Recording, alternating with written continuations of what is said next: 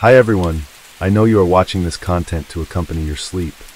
So before we start, I want to know where you are watching from and what time you are watching. Also, don't forget to like, comment, and subscribe. Let's jump straight into the story. Harmony was born on June 7, 2014, in Massachusetts, USA. From the very beginning, her life was not easy. She was born into a family facing numerous difficulties, both financially and in terms of her living environment. Harmony's mother, Crystal Sorey, struggled with serious mental health and substance abuse issues. Meanwhile, her father, Adam Montgomery, had a criminal history and was involved in domestic violence. Due to this unstable environment, Harmony soon fell into the child welfare system. During her early years, she lived primarily under the supervision of child care agencies in Massachusetts. Harmony was a sweet, strong girl who was well liked by many in the foster care system. Her vision problems and the need for special assistance with her left eye. During this time, Crystal worked hard to improve her life and regain custody of her daughter. However, she was unable to meet the requirements set by the court and child protection agencies, making her chances of regaining custody of Harmony even slimmer. In 2018, after Montgomery completed his prison sentence, he began pursuing custody of Harmony. Despite his criminal history and many troubling signs, he convinced the court that he was a capable father. He claimed to be sober and able to provide a more stable environment for Harmony than her mother could. By February 2019, Massachusetts court decided to award custody of Harmony to Montgomery. The decision was based on the principle of prioritizing biological family reunification, a key element of the child welfare system. At this time, Harmony moved in with Montgomery, his wife Kayla Montgomery, and Kayla's stepchildren in Manchester, New Hampshire. Soon after Harmony moved in with her father, there were worrying signs. Several social workers and family members expressed concerns about Montgomery's competence and his treatment of Harmony. However, these warnings did not seem to be heeded by the authorities. The decision to grant Montgomery custody of Harmony not only placed her in a dangerous situation, but also led to tragedy later on. This was a key point of contention that made the case the center of attention, as the entire child protection system was criticized for failing to protect the little girl. More than 2 years later, in November 2021, Harmony was reported missing to the authorities by Crystal. She told police that she had not seen her daughter since a FaceTime call on Easter 2019. Crystal shared that she had tried to contact Montgomery multiple times, but had not received a response. Shortly thereafter, Manchester police opened an investigation. Through their inquiries, they discovered that no one had seen Harmony since late 2019. Police quickly focused on investigating the home where Montgomery had lived with Harmony in Manchester. They found some forensic evidence. While cooperating with the investigating agency, Montgomery provided conflicting statements. He claiming that Harmony had been picked up by her biological mother, a claim that Crystal completely denied. In December 2021, the Manchester Police Department held a press conference about the case. Police also interviewed Montgomery's brother, Michael Montgomery. Michael testified that he had witnessed Montgomery abusing and beating Harmony on multiple occasions. His second wife, Kayla, was also questioned. During the process, she provided crucial information to the authorities. She stated that Montgomery had admitted to her that Harmony was no longer alive and that she had witnessed his violent actions toward Harmony, such as beating the girl until her eye was black. She said that she knew nothing about Harmony's disappearance and could not confirm what happened to her after her family was evicted by their landlord. During the February 2024 trial, Montgomery did not appear in court for the opening statements, and he admitted during a video call with the presiding judge that he was guilty of abuse of a corpse and tampering with evidence. However, he did not admit to killing Harmony, asserting that Kayla was the last person to see Harmony alive. Montgomery also faced charges of second-degree murder, second-degree assault, and witness tampering, but he pleaded not guilty to those charges. After the trial, Kayla decided to cooperate with the police and provided key details that she had previously withheld. She testified that after the family was evicted from their home the day before Thanksgiving that year, on December 7, 2019, her husband punched Harmony in the head multiple times because she had wet the bed in the Chrysler Sebring where her family lived. According to Kayla, he punched Harmony at several stoplights as they drove from a methadone clinic to a fast food restaurant. He brutally beat Harmony in the face and head on 3 separate occasions. After the attack, the family returned to the apartment complex parking lot where they found Harmony dead. Adam had placed her body in a red and black Under Armour duffel bag. Kayla also stated that after Harmony's death, Montgomery moved her body around for months, occasionally leaving it outside in the snow to slow decomposition. Placing her in a refrigerator and storing her on a vent in a shelter, he shared with his wife and 2 sons. After neighbors complained about the smell, he smuggled her body into a freezer at his workplace. Montgomery even used lime to try to dissolve some parts of Harmony's frozen body. Kayla also described how she helped cut Harmony's clothes to fit into a tote bag emblazoned with the logo of a Catholic hospital. Eventually, Montgomery dumped the body by a rented moving truck in March 2020. After this inconsistent testimony, Kayla was sentenced to 18 months in prison. During the formal trial on May 9, 2024, alongside Kayla's chilling testimony, other witnesses were present. Among them was Maines, Montgomery's best friend, who testified that Montgomery told that he hit Harmony after seeing the girl put her hands on her younger brother's lips and nose. Through additional evidence from the investigations, including forensic evidence and witness statements, the trial concluded with Adam Montgomery being convicted by a jury of second-degree murder and tampering with physical evidence. He was sentenced to 45 years in prison to run consecutively with the sentence he had already served for unrelated weapons charges. This ensures that he will be in prison for the rest of his life. Montgomery's case is one of the most heartbreaking and tragic of its kind, reflecting the brutality a father can inflict on his own daughter. The case has shocked the community and captured public attention. Although Harmony's body has yet to be found, evidence and witness testimony have bolstered the case against the perpetrator, leading to Montgomery having to be properly punished. The case serves not only as a wake-up call to the dangers that lurk within families, but also as a reminder of the importance of protecting and caring for children, helping them grow up in a safe and loving environment. Welcome back to our channel. Today we will explore a new case, the shocking case of Thomas Randolph, which is filled with unbelievable and thrilling details. Known by the nickname Black Widower, Randolph is the central figure in a mysterious and shocking story where the deaths of his wives leave many questions unanswered. Was he a victim of cruel fate or a cold-blooded villain? He attracted the attention of the public and law enforcement when 4 of his 6 wives died under suspicious circumstances. The story of Randolph's greed, betrayal, and intrigue provides a deep dive into human psychology and the quest for justice, making anyone who hears it shudder. So what is the truth? Let's follow the case together today. One evening in May 2008, gunshots shattered the silence of Randolph's home in Las Vegas, Nevada.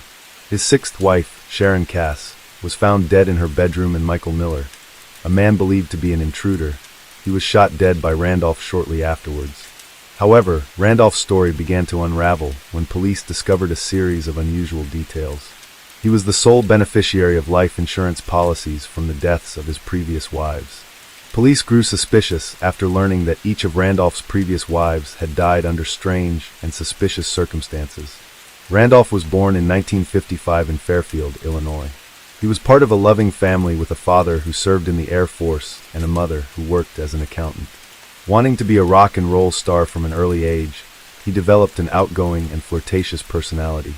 His first wife, Catherine Thomas, married Randolph when she was 18 and he was 20. She said that he was controlling, manipulative, and psychologically abusive. She recalled an incident where Randolph threw a bowl of oatmeal against the wall because it had no sugar. They divorced 8 years later. Randolph married his second wife, Becky Galt, shortly after his divorce from Thomas was finalized. Galt was found dead inside their home 3 years later in Utah. She had been shot in the head with a single bullet, and police discovered her lying on a waterbed. Galt's death was initially ruled take one's own life, and Randolph received a $500,000 life insurance policy. Gaina Allman was his third wife. She truly believed he had tried to kill her. Allman recounted an incident where Randolph was cleaning a gun and accidentally fired it at her, causing a bullet to blow a hole in their kitchen. Randolph claimed it was an accident, but after that incident, Allman felt her life was in danger. She decided to divorce. Randolph then married Frances Randolph, who died in April 2004 in the hospital after undergoing heart surgery. Allegedly, Randolph did not allow his daughter to visit Frances in the hospital. The daughter testified that Randolph cremated her mother within 24 hours of her death. His 5th wife was Leona Stapleton, about whom not much is publicly known. In court during his first trial, family and friends testified that she died of cancer. In 2005, Thomas met Sharon Koss and they fell in love, so he moved from Utah to Vegas. During a cruise, they convinced the captain of the ship to marry and declare themselves husband and wife. Despite being married, Thomas reportedly continued to have affairs with other women. She died 2 years later. Each time, Randolph was the only one to receive large insurance payouts from these deaths. These suspicions gradually turned into significant evidence in the investigation, making Randolph the prime suspect in a series of brutal crimes. The police began to re-examine Sharon's case. Further investigation revealed that Randolph not only received life insurance payouts, but also provided inconsistent statements and implausible details in his account of self-defense. Randolph claimed that he shot Michael while he and Sharon were being attacked. However, his testimony did not match the evidence at the scene. The police found no signs of forced entry, and Michael was discovered dead on the spot without a struggle, contradicting Randolph's account of self-defense. Investigators relied on Randolph's history of violence in previous relationships to identify him as the prime suspect, which led to his arrest and the imposition of murder charges. At his first trial, Randolph was charged with 2 counts of murder for the deaths of Sharon and Michael. It was not until 2017, 9 years after the murder, that the case against him went to trial. The prosecutor painted a full picture of the crime, blaming Randolph for the murders and claiming he acted for Sharon's life insurance money. The state also mentioned the previous murder case against Randolph, in which he was charged with the murder of his second wife in Utah. Randolph was eventually acquitted after being tried for murder in 1989. Furthermore, another witness told the jury that Randolph had approached him with an offer to pay for Frances' murder before she died during surgery. The informant also said that Randolph had suggested staging the death as a burglary. In addition, investigators and attorneys from that case testified in the Nevada case about Sharon's death. His surviving ex-wives, Catherine and Gaina, also testified at his murder trial, explaining the strange and violent behavior they had witnessed firsthand. At the end of the trial, Thomas Randolph was sentenced to death on 2 counts of murder. Randolph's defense immediately claimed that he was unfairly targeted due to his previous arrest in Utah, and that the crime scene had not been properly preserved. After the trial ended, Sharon's daughter, Bayer, cried and hugged her friends after the verdict was announced. For more than 9 years, she has waited for the man who killed her mother to be punished. However, Randolph appealed, arguing that prosecutors should not introduce evidence related to the death of his second wife because he believed it would prejudice the jury's verdict. After the court accepted his appeal, his guilty verdict was overturned in July 2020 when the Supreme Court reversed its decision, deciding not to allow the Utah murder case and its events to be used as evidence in Sharon's case, as they may not have had a direct bearing on it. As a result, Thomas Randolph was retried. During the trial in 2023, prosecutors used phone records to demonstrate Randolph's close relationship with Michael, highlighting the many phone calls exchanged between them. The prosecution argued that Randolph conspired with Michael to kill Sharon in order to collect insurance benefits exceeding $300,000. The trial shed light on the insurance policies Randolph had taken out on his wife in the 2 years before her death. The prosecution highlighted inconsistencies in Randolph's testimony to the police, pointing to a video of the home shared with the jury. They emphasized discrepancies in evidence found at the scene and the trajectory of the fatal bullets. Deputy District Attorney Christopher Hamner positioned Randolph as the mastermind of the crimes, rejecting the idea that Randolph was the victim. Christopher pointed out inconsistencies in Randolph's testimony, given the physical evidence, the insurance policy, and his relationship with Michael. Despite the defense's efforts, the evidence presented at trial appeared to contradict Randolph's version of events. After a 15-year legal process, a Nevada jury found Thomas Randolph guilty of masterminding the murder of his sixth wife, Sharon Koss, and of fatally shooting the hitman Michael Miller, whom he allegedly hired to commit the crime. The verdict came after 5 hours of deliberation and was accompanied by intense emotions in the courtroom. Randolph, 68, who uses headphones due to hearing loss and is in a wheelchair, remained calm as the verdict was read. Colleen Bayer, the daughter of Randolph's sixth wife, Sharon Koss, reacted with a mix of shock and relief when she heard the second guilty verdict. She said, at his sentencing hearing in April 2024, Randolph was sentenced to 60 years in prison. However, shortly after the sentencing, He and his defense attorneys filed an appeal to have the conviction overturned once again. The outcome of that appeal is currently pending. Since her conviction, Randolph, also known as the Black Widower, has been held at the Lovelock Correctional Center, located at 1200 Prison Road in Lovelock, Nevada. The Thomas Randolph case serves as a classic example of a complex chain of events involving a series of suspicious deaths of wives and years of legal wrangling. It is not only a story of loss and crime, but also a journey marked by pain and delayed justice. The unresolved deaths have left deep wounds for both the families involved and the community at large. Despite being convicted and receiving a lengthy sentence, Randolph continues to appeal, preventing the case from being fully closed. What happens next will depend on the outcome of these appeals, and the pursuit of justice will continue. Hello everyone, today we will look at another case, the tragic case of Blue Avon Rowland, a lovely innocent boy who was only 5 years old. In a world where children should be loved and protected, the Blue case has become a heartbreaking testament to the failure to safeguard the most vulnerable.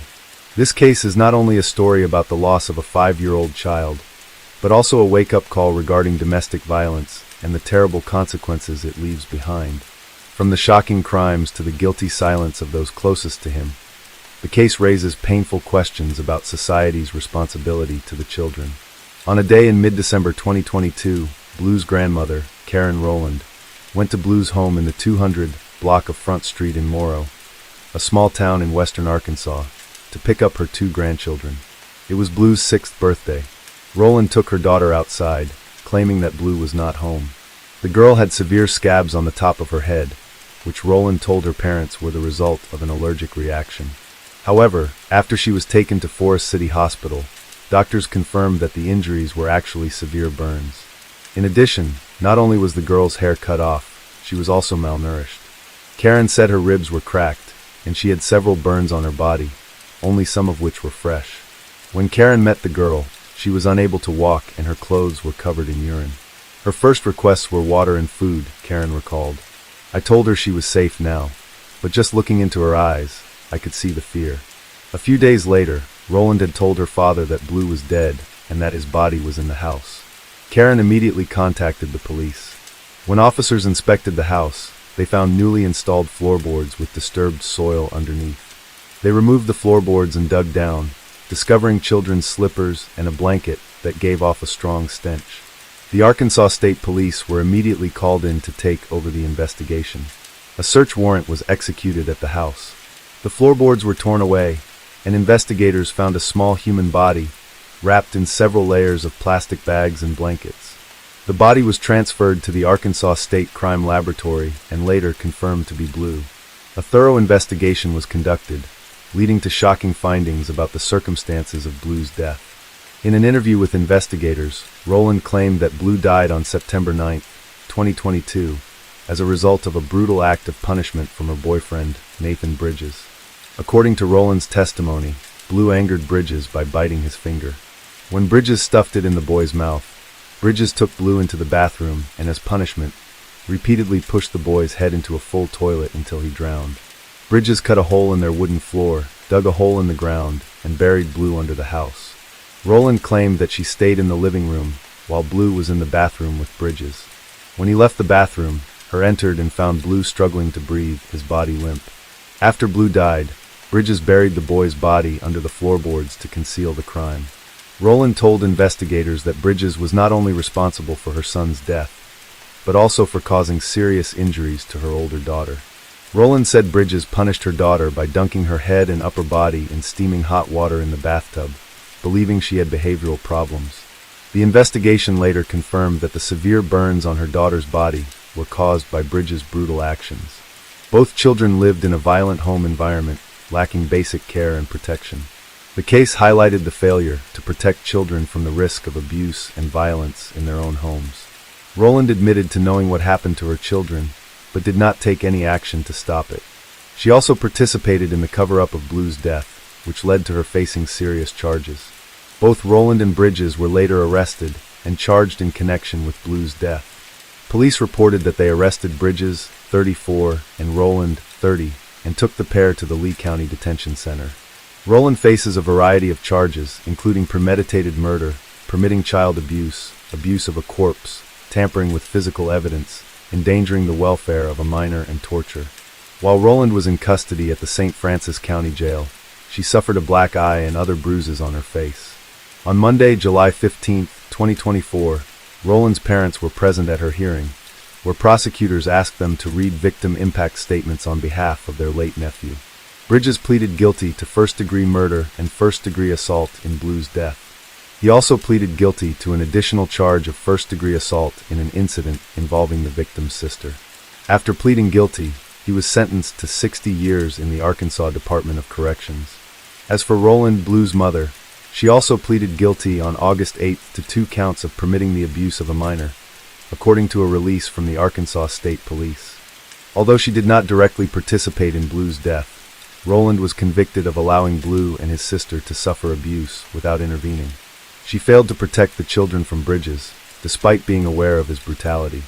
After pleading guilty, Roland was sentenced to 40 years in the Arkansas Department of Corrections. A family friend, Anita Whidbey, set up a GoFundMe campaign to support the recovery and future of the surviving teenager. Karen stated that she would use some of the funds to pay for renovations to her home in Widener, about 35 miles northeast of Morrow, where the teen will live with her father. The money will also help cover Blue's sister's recovery costs. The case of Blue Avon Roland is a heartbreaking tragedy involving child abuse, domestic violence, and the failure to protect children from the dangers within their own homes. Blue, a 5-year-old boy, suffered brutal abuse at the hands of his mother's boyfriend. His death, which had been long concealed, only came to light when his grandmother discovered signs of abuse on his sister's body and decided to report it to the police. The investigation into the girl's severe injuries revealed a picture of a violent home environment and a lack of protection for both Blue and his sister. With Ashley Roland and Nathan Bridges in custody, Blue's sister is now safe and has the opportunity to start a new life. The case serves as a reminder of the importance of protecting children and detecting the signs of abuse early, so that no child has to endure the pain that Blue experienced. Hello again, true crime fans. We've got another mysterious case to explore. The case of Melania Ray. This is the story of Melania Ray, a striking woman who was a drill instructor in the Ken Regiment at the time of the incident. She was married to Salvatore Paralisai, and they had a 1-year-old daughter, Vittoria. The family lived in a small village called Oscolaquina, near the San Marco Plateau in Italy. At this time, tourists walking along the paths below the mountainside could not see the flowers that usually bloom on the plateau because the snow had only recently melted. However, a bar and small shops were open, allowing visitors to stroll and enjoy the view. The tragedy occurred on Monday, April 18, 2011, around 3 p.m. On that day, Salvatore arrived in the area with his young daughter after parking his car nearby. He entered a small bar, used the restroom, and then asked the locals if they had seen his wife, Melania. She had recently given birth and had gone missing. At the time, she was 28 years old, athletic, and had long dark hair. When Salvatore learned that no one had seen Melania, he became more anxious, pacing back and forth. He eventually broke down in tears, expressing his fear that his wife had been kidnapped. The people there decided to support him and his daughter by helping to search for Melania. They went out onto the porch and walked along the path from the parking lot to the bar, hoping to find any sign of her, but they found nothing. The Salvatore explained that earlier that morning, he had been with his wife. After lunch, they went to the plateau, where he played with his daughter near the swings in the playground. His wife had planned to step away briefly to buy coffee and use the restroom, but she did not return. Sensing that something was wrong, he began calling her numerous times over the past 15 minutes, but she didn't answer. He realized her phone was missing, and suspected that she might have been kidnapped by people in a passing car. The Salvatore remained at the bar and spoke with the owner, Giovanna, but the longer he stayed, the more unusual his behavior seemed. First, Salvatore was inadequately dressed for a cool spring day. Second, he seemed to neglect his 1-year-old daughter while he grieved for his missing wife. The little girl wandered through the bar, grew hungry, and felt cold, but her father paid no attention to her needs, continuing to cry and recount his story about his wife's disappearance. At 4:34 p.m., a call came into the local police station from Giovanna, the owner of a bar. She called the emergency services because Salvatore had just left, reporting that he had not been able to find his wife for over an hour and was concerned that she might have been kidnapped. He had his young daughter, just over a year old, with him, and the father was clearly upset. When he returned to the bar, Giovanna handed him the phone to speak to the police. The shaky man gave the dispatcher some details about himself and his missing wife, Melania. He mentioned that she had a hernia, which may have worsened as they were near the mountains. He repeated the story he had shared with others, emphasizing that Melania had disappeared after going to the bar. Throughout the call, he spoke very softly, often mumbling and stuttering, and there were long pauses. Police had to ask nearly every question multiple times to get him to respond. When the police arrived, he repeated his story, explaining that Melania had health problems, so they were forced to go to the nearest hospital. They then decided to stop for a walk and coffee. While she was out, Salvatore stayed at the playground with their daughter, who was playing on the swings. When Melania did not return, he became concerned and tried calling her, but she did not answer. This was unusual, as she usually answered her calls. Worried about her silence, Salvatore eventually went to the bar where she was supposed to be and began asking people there if they had seen her. As time passed without any news, Salvatore grew increasingly desperate. The police asked him detailed questions about Melania's appearance and the moments leading up to her departure. Salvatore insisted that she was fine. She had just needed to use the restroom, and there was no sign of abnormal. At the scene, the police verified Salvatore's identity and began their investigation. They first conducted a quick analysis of his phone data, looking into his recent interests and searches to evaluate his credibility. The police learned about Salvatore Paralisi, born on August 28, 1987, in the province of Naples, Italy. At the time Melania went missing, he was with their daughter in Felina. His wife, Melania Ray, was born on May 24, 1982, in another small town in the province of Naples. Since both were military personnel, the Carabinieri promptly contacted their military unit for further information. To assist Salvatore, a friend of his who was also a police officer arrived at the scene. He wanted to help Salvatore take care of Vittoria. Eventually, the police were able to gather all the necessary information and then released Salvatore and his daughter. Melania's relatives were notified of the situation shortly after. They rushed to the scene to learn more about what had happened and assist in the search for Melania. During discussions with police, Salvatore acted unusually. As a military man, he knew it was important to provide accurate information to the police to help find his wife quickly. Instead, he dodged questions and slowed down the investigation. Police had to ask him for Melania's cell phone number 3 or 4 times before he shared the information. The police wanted to track Melania's mobile phone to locate her and track her movements. There were only 3 busy walkways between the bar and the playground. One was more than 100 meters long and was mostly visible from the kiosk cameras. The second was much longer and led to the War Memorial, a destination that often has a lot of people passing by. The third walkway, 150 meters long, was also closely monitored by cameras. Surprisingly, however, nothing was seen. The cameras did not record any footage of Melania, raising doubts about whether she had been in the area that day. Data shows that Melania's cell phone was last active at 2:45 p.m., just before she went missing.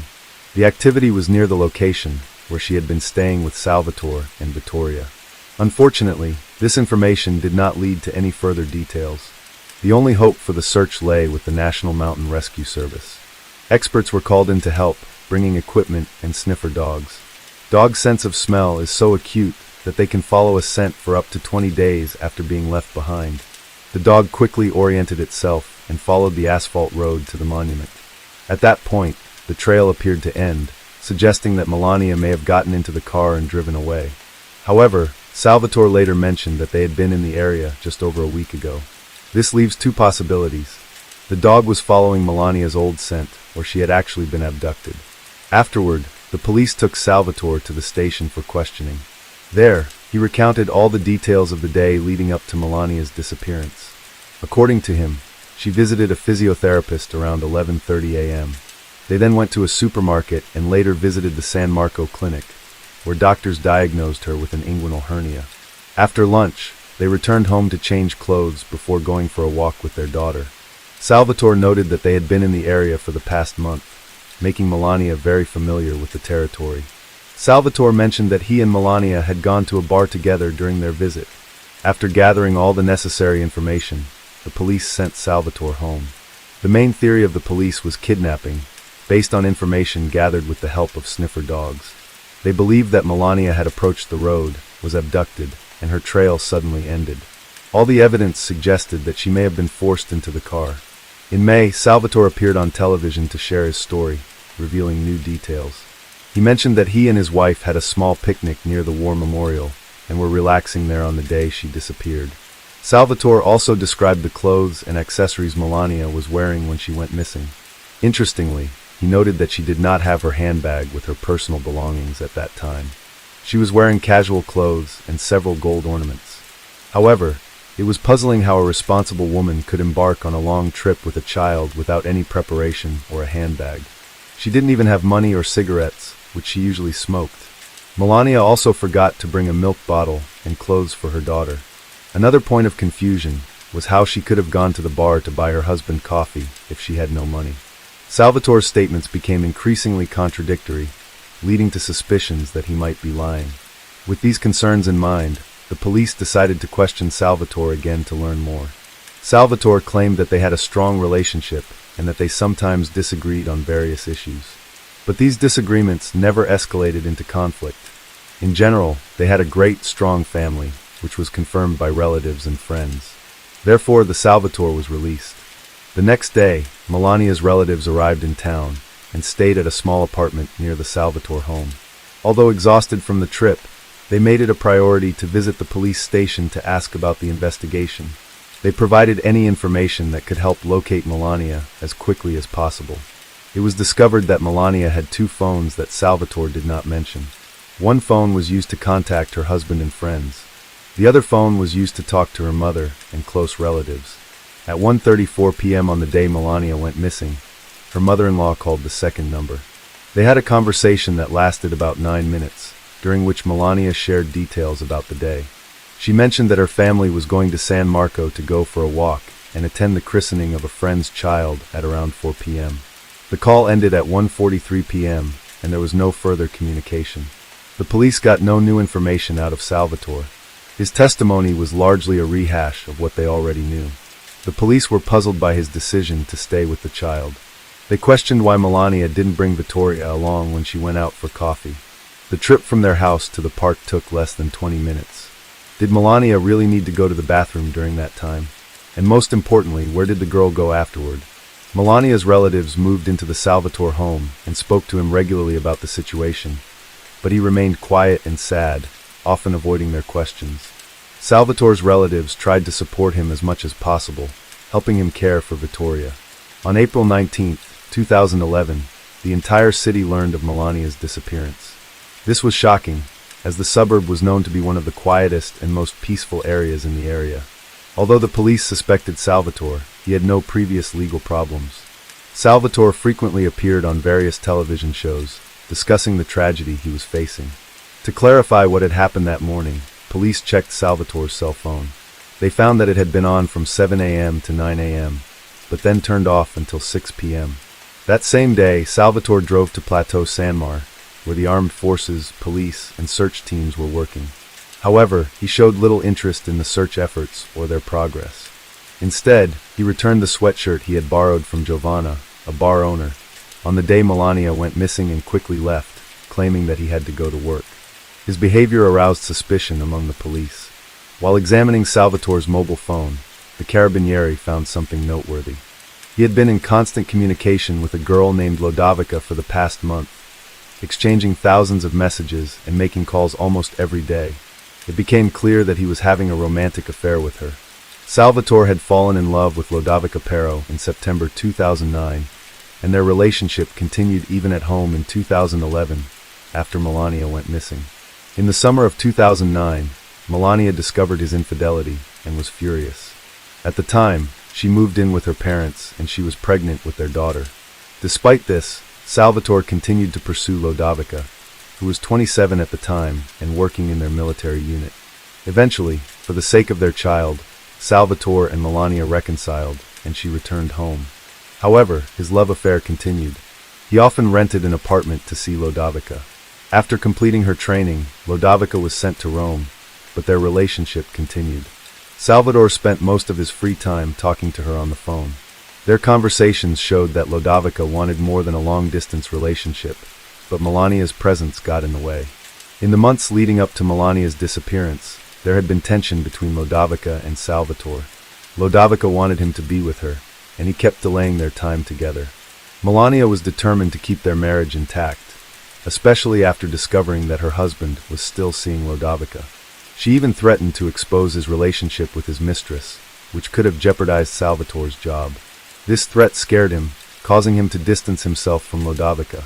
Melania believed that her tactics had worked, thinking that their relationship was back to normal, and that Salvatore's feelings for Lodovica were just a passing love. Melania was determined not to give in. She wanted to resume their relationship, while Lodovica was urging him to leave his family for her. He found himself caught between two women. The situation escalated to the point where, on April 19th, Salvatore traveled to Rome to meet Lodovica's parents, hoping they could start a life together. The issue was that Melania was completely unaware of this plan. At the same time, he was supposed to be spending the holidays with his family, including Melania and their daughter, just a day before this meeting. However, his wife went missing. This turn of events seemed very suspicious, as love triangles rarely have happy endings. When Salvatore returned to work after his wife went missing, management suggested a rescue operation. They suggested assembling a team of soldiers and using specialized equipment. However, Salvatore remained remarkably calm and insisted that such an operation was unnecessary. He believed that his wife had left him out of resentment, so no operations needed to be organized. Salvatore then deleted his social media accounts, which he had used to communicate with Lodovica. This led the police to discover a potential motive for the crime. By now, the crucial time to find the missing person alive had passed. The police took the situation seriously and concluded that they had no chance of finding Melania alive. The search dog used in the investigation did not detect new traces or scent of Melania. On April 23rd, police received a call from an unknown man who identified himself as a mushroom picker. He reported seeing the body of a woman 17 kilometers from Felina. Police arrived at the scene shortly after. The body was found to be Melania's. Forensic experts discovered multiple injuries on her body during the autopsy. These injuries were consistent with stab wounds caused by small knives, mainly to the head and neck. There were also injuries to her chest and some self-defense wounds.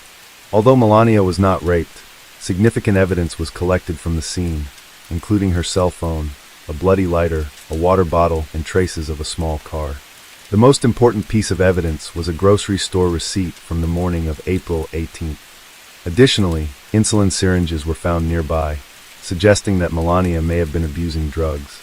However, a toxicology report confirmed that there were no traces of alcohol or illegal drugs in Melania's system. The police received information from Salvatore about an interesting coincidence. A few days before Melania went missing, she and her husband had an intimate encounter in the same area behind the kiosk where her body was later discovered. Somehow, this information reached Lodovica, who was furious, having been lied to. He had repeatedly assured Lodovica that he was no longer intimate with his wife. This revelation only added to the complexity surrounding their relationship. However, on the day of their encounter, it was snowing and very cold, making it unlikely that they would engage in intimate relations outdoors. Additionally, it was known that Melania was experiencing pain from an inguinal hernia at that time. Given these factors, the narrative of a passionate encounter at the kiosk doesn't seem reasonable. However, this is just an assumption that needs to be proven. The police conducted a thorough search of the surrounding area for any traces of blood. They discovered various pieces of evidence, including shoe prints. In order to gather more information about the suspect, it was important to determine who was in the area at the time of the victim's death. During that time, soldiers from Salvatore's and Melania's regiments were present. In fact, the soldiers accidentally left behind some evidence, such as a water bottle, a store receipt, and shoe prints. This complicating factor hindered the police investigation because much of this evidence was irrelevant to the case. Additionally, the soldiers reported that they did not see anyone suspicious that day and confirmed that no body was present. The police decided to examine Lodovica more closely. They discovered that she did not leave the barracks on April 18th to 19th, providing her with a solid alibi for the time of the crime. Lodovica also shared crucial information, stating that on April 17th, she had spoken with Salvatore about their relationship. During this conversation, Salvatore mentioned that his wife was cheating on him. It was revealed that Lodovica was not Salvatore's only affair, He had previous relationships with other soldiers and women. Although Lodovica was aware of this, she did not consider it significant. Ultimately, it was uncovered that the Salvatore had been involved with several women simultaneously. Salvatore was aware that the police had obtained this information and feared it could be seen as a motive for the murder of Melania. To gather evidence against Salvatore, police installed a wiretap in his car and also eavesdropped on his telephone conversations. This yielded crucial information. Salvatore often talked to himself in the car about his wife's murder, raising suspicions of his involvement in Melania's death. Police obtained permission to search Salvatore's car with luminol, discovering traces of blood inside. Samples were sent to a lab, and subsequent testing confirmed the blood belonged to Melania. Meanwhile, the prosecutor's office was developing its theory to understand the motive behind the crime. They believed that Melania was a controlling person who harbored deep resentment towards her husband for his many betrayals, yet she kept him around for the sake of their child. This constant pressure worsened their situation. He sought an escape by starting a relationship with Lodovica, who also exerted pressure on him. In this relationship, he felt like a third wheel, leading him to consider getting rid of his difficult wife. Forensic experts have submitted their full report, confirming the findings of the medical examiner. They determined that Melania died between 2 p.m. and 3 p.m. on April 18th from 35 stab wounds. It is likely that the attack occurred while she was urinating, as evidenced by her squatting position and an empty bladder. The attacker probably approached her from behind and struck when she least expected it, leaving little chance for her to defend herself. The nature of the wounds indicated that the assault was particularly brutal, stemming from personal animosity. It was confirmed that Melania never reached the plateau on the day she died, based on geolocation data from her mobile phone. The prosecutor's office believed they stopped near the kiosks in the pine forest, where they allegedly engaged in sexual intercourse. This occurred around 2:30 p.m., and it was at this point that Salvatore unexpectedly attacked and killed Melania. Afterwards, he returned home, changed his clothes, took their young daughter, and went straight to San Marco, where he entered a bar and pretended to be a heartbroken husband whose wife had left him. Despite his claims of innocence, the jury found the evidence against him compelling. As a result, Salvatore Paralisi was convicted and sentenced to 20 years in prison. He was also ordered to pay €2 million to Melania's family. Salvatore maintains his innocence and is currently serving his sentence in a reformatory in Milan. Custody of Melania's daughter was given to her family. Now 13, Vittoria has expressed her desire to change her last name to her mother's. She does not visit her father and would rather he not know about her choices. Welcome back, mystery lovers. Today's case is going to keep you on the edge of your seat. The case of Aisling Murphy. Aisling Murphy, born in 1998, was the youngest of 3 siblings. Her family lived in Blue Ball, Ireland, a peaceful town about an hour's drive from Dublin. Aisling grew up in a loving environment, influenced by her father's passion for music, particularly the bagpipes and violin. Inspired by him, she began studying traditional Irish music. She joined a youth choir in school and later became part of an orchestra, performing folk music at various events across Ireland and Great Britain. She was talented, independent, and sociable, which allowed her to integrate well with her team and feel comfortable on stage. After graduating from school, Aisling quickly sought employment. She was determined to achieve complete independence from her parents, so she began searching for full-time job opportunities right after receiving her diploma. Despite her career ambitions, she continued to nurture her love for music. She often performed for her relatives during special family gatherings on weekends, which further strengthened their connections. Aisling wanted to create her own family someday, but first, she focused on establishing herself. She went to college and became a first-grade teacher at a school where she had previously studied. This moment in her life was very meaningful. The teachers and students appreciated Aisling for her energy, kindness, and creativity. Aisling was truly suited for this role due to her strong moral character. She made a smooth transition from being an excellent student to becoming a wonderful teacher. Aisling was friendly, well-mannered, sweet, and self-assured. During her first week of work, she taught music on weekends, showing her passion for her job and her enjoyment of working with children. At 28, she had been in a relationship with her boyfriend, Ryan, for over 6 years. They met when Aisling was just 15. Initially, their romance didn't last, and they broke up after a few months. However, they eventually reunited, realizing that they were too young when they first started dating as teenagers. Their feelings for each other reignited, and they fell deeply in love, often talking about their future, including marriage and children. They had planned a trip in 2 days, but unfortunately, it seemed their dreams would not come to fruition. Aisling finished her workday and planned to go for a run along the Grand Canal in Tullamore. This was a routine activity for her, as she enjoyed fitness and outdoor recreation. She loved walking or running in beautiful locations, so she often visited the canal when she could. The Grand Canal was a popular spot for runners, featuring a designated path for walking. It was usually busy, which made Aisling comfortable going there alone. After work, Aisling got ready for her run. She first went home to change her clothes and tell her mother about her schedule. Her mother reassured her daughter that she was old enough to take care of herself and that there was no danger in this. Aisling left, and that was the last time her mother saw her alive. About an hour after Aisling left home, 2 runners warming up along the Grand Canal called for help. They were running on one side of the canal and saw a man attacking a girl on the opposite bank. Since they didn't have mobile phones, they ran to the nearest payphone to report the incident. They informed the emergency dispatcher that they had witnessed a threatening man assaulting one of the female runners. The witnesses confirmed that the victim was still alive when the attacker dragged her into the bushes. She screamed and fought back, desperately trying to push him away, but she was clearly outmatched. The dispatchers sent police officers to the specified location. Upon arrival, the police and a witness found the body of a young woman at the canal. The young girl, who showed no signs of life, was found to have been severely beaten, as the caller had reported.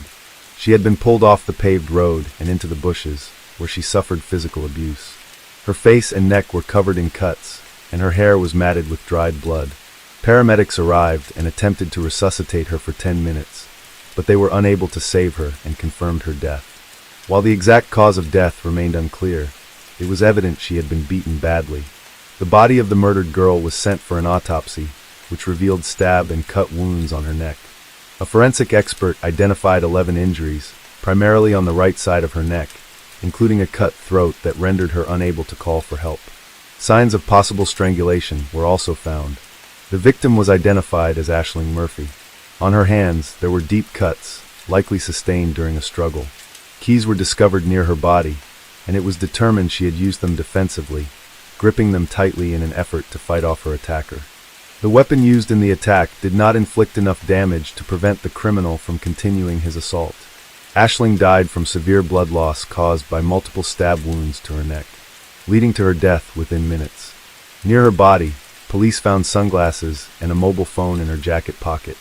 An abandoned bicycle was also found nearby, likely belonging to the attacker. The criminal had already fled the scene after harming his innocent victim. The brutality of the attack was shocking, especially since it occurred in broad daylight in a crowded area with witnesses. 2 runners who were in the vicinity witnessed the crime. They observed both the attack and the assailant. They provided vital information to the police. The first witness, Emma, reported that she was walking her dog by the Grand Canal when she noticed a girl jogging. She saw a man on a bright green bicycle closely following the jogger. Initially, Emma thought they might be running together because the cyclist stayed so close to the girl. She described the cyclist as looking like a migrant, not Irish. He had yellowish skin, a short haircut, and was wearing a black tracksuit with red logos. Later, Emma met another witness, Jenna, and together they witnessed the cyclist attack the girl. The attack appeared sudden and unprovoked. Jenna witnessed the attack and provided a detailed account. Her description matched that of another witness, who reported that the victim screamed, threatening the attacker but then suddenly fell silent. This silence was caused by a wound to Aisling's neck that severely severed her vocal cords. Later, Jenna screamed loudly, threatening to call the police. Despite the threats, the attacker did not let go of the victim. Police found a green bicycle near the trail that belonged to the attacker. Meanwhile, police gathered more evidence and discovered that Aisling had been wearing a fitness tracker while running. The device recorded her body metrics, including speed, distance, and heart rate, helping to clarify the details surrounding her death. The data showed that Aisling started running at 2:51 p.m., and before that, GPS records showed she had parked her bike near the canal. After that, her pulse was around 100 beats per minute, indicating she was in an active phase.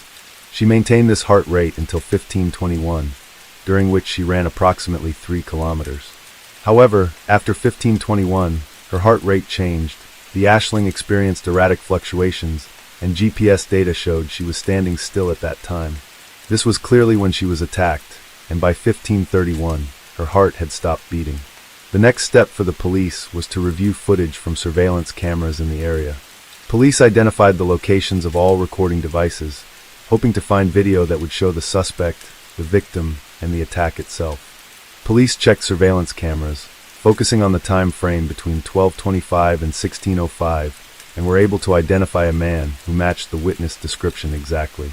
It appeared that he was moving randomly along the roads.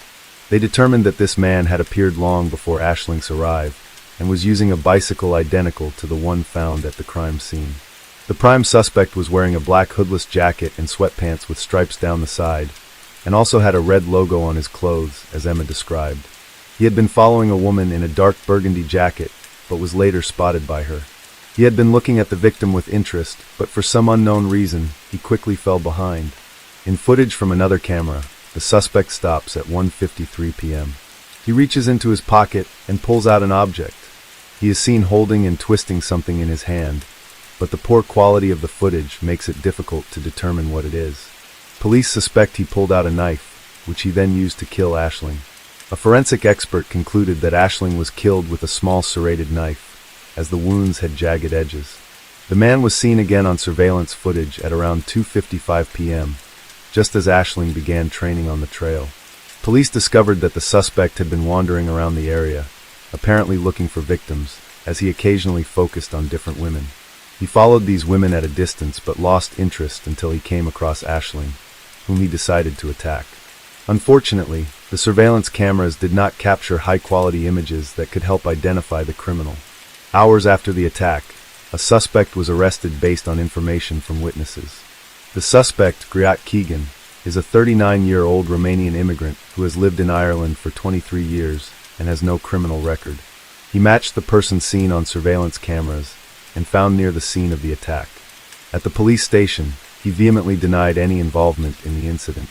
While police were questioning him, police obtained a search warrant and thoroughly searched his house, but found no evidence of his guilt. Griat maintained that there had been a mistake. He provided an alibi that was verified. He had been in a store making a purchase, which was confirmed by his receipt and surveillance footage. After that, he was seen walking along the south bank of the canal while the murder occurred on the north bank. The suspect's fingerprints and DNA samples were collected to compare with skin particles found under the Aisling's nails and on the bicycle, but there was no match. This confirmed that he was not involved in the crime. He was cleared of all suspicions and released. However, for some time, he and his family received threats as local residents still viewed him as a murderer. He was temporarily provided with alternative housing, and the police issued a public statement clarifying that Griat was not connected to the crime. Only after this did the public stop harassing him. This case received wide publicity across the country. The local community was outraged by the attack on Aisling and called on the police to quickly identify and arrest the perpetrators responsible for the tragic death of a talented young woman in broad daylight. For days, police have been trying to piece together clues, and the situation has taken a surprising turn. On the evening following the attack, a 30-year-old man named Joseph Puska was admitted to a hospital in Dublin with abdominal injuries. Joseph was originally from a small village in Slovakia. He left school at 16 without finishing his education and spent most of his life working as a laborer in the Czech Republic. Although he faced challenges in his lifestyle and at school, Joseph was not involved with bad influences, had no criminal record, and was generally seen as a positive individual. In 2015, he moved to Dublin, Ireland, where he and his wife planned to settle permanently. He continued his work as a builder, and during their time there, they welcomed 5 children. Everything seemed to be going well until he suffered a back injury at work. After his recovery, Joseph found that he could not return to his previous activities. The back injury was more severe than he had anticipated, leading him to receive disability benefits. He spent a significant amount of time in the hospital, and afterward, he relied on state support. The financial situation was tight, so his wife had to work.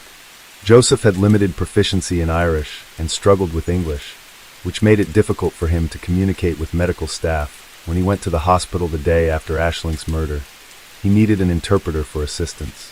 Thanks to the interpreter, Joseph explained that he was in Blanchardstown the previous day, January 12th. He took a taxi there and noticed he was being followed as soon as he arrived, but he did not think much of it since it was daytime. Suddenly, the attackers assaulted him, stabbing him multiple times in the stomach before they ran away. He managed to get home, where he informed his family about the incident and called for an ambulance. Doctors discovered cuts on Joseph's hands, signs of defensive wounds.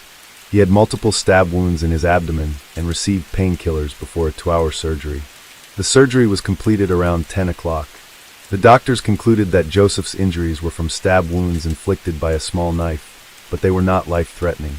He remained in the hospital for several days to recover. As part of their protocol, the doctors informed the police about the incident.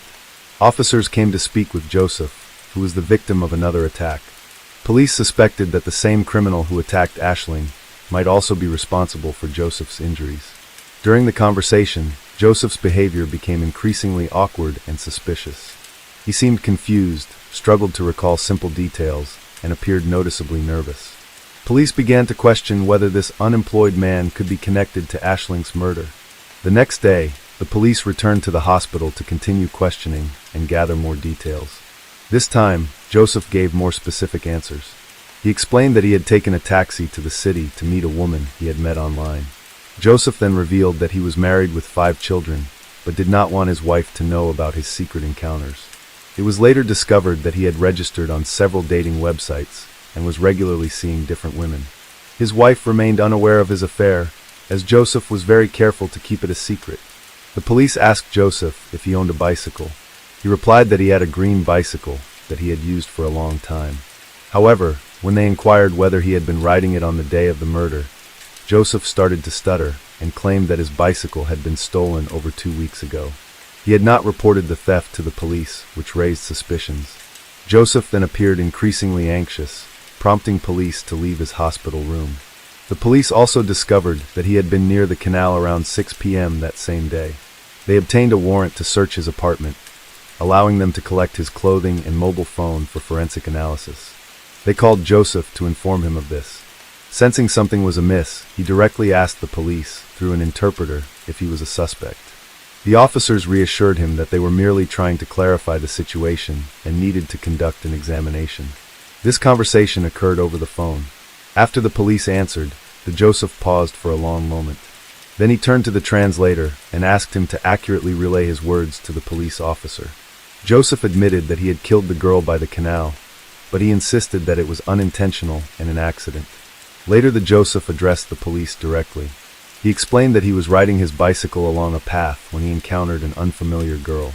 He had a knife in his hand and accidentally cut her in the neck after losing his balance.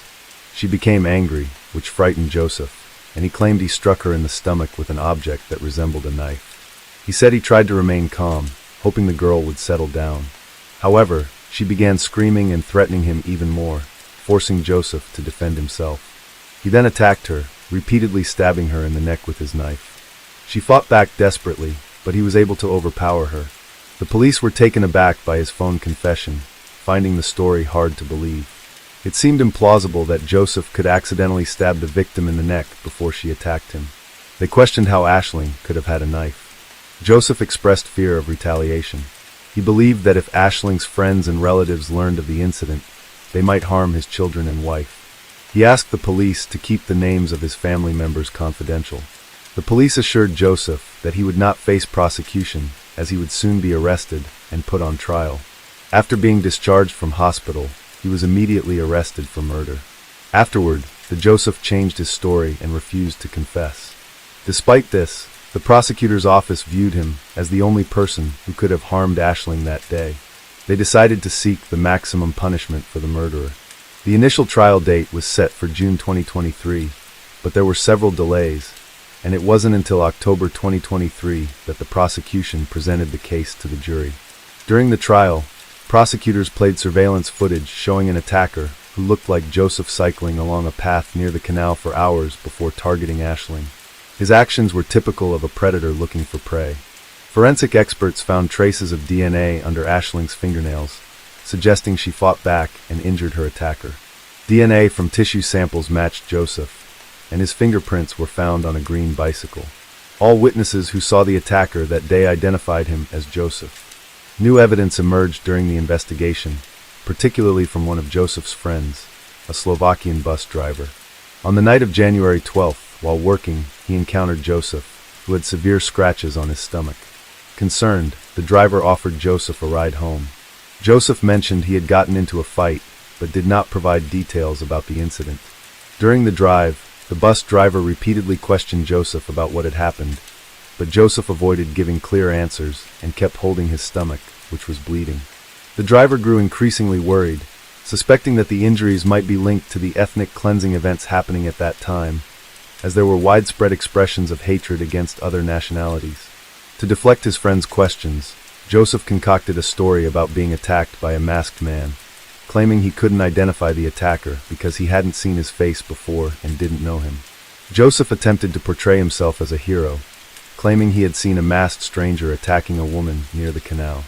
Joseph claimed he was stabbed multiple times as he tried to approach the bleeding girl. He became frightened when he realized what had happened and then fled.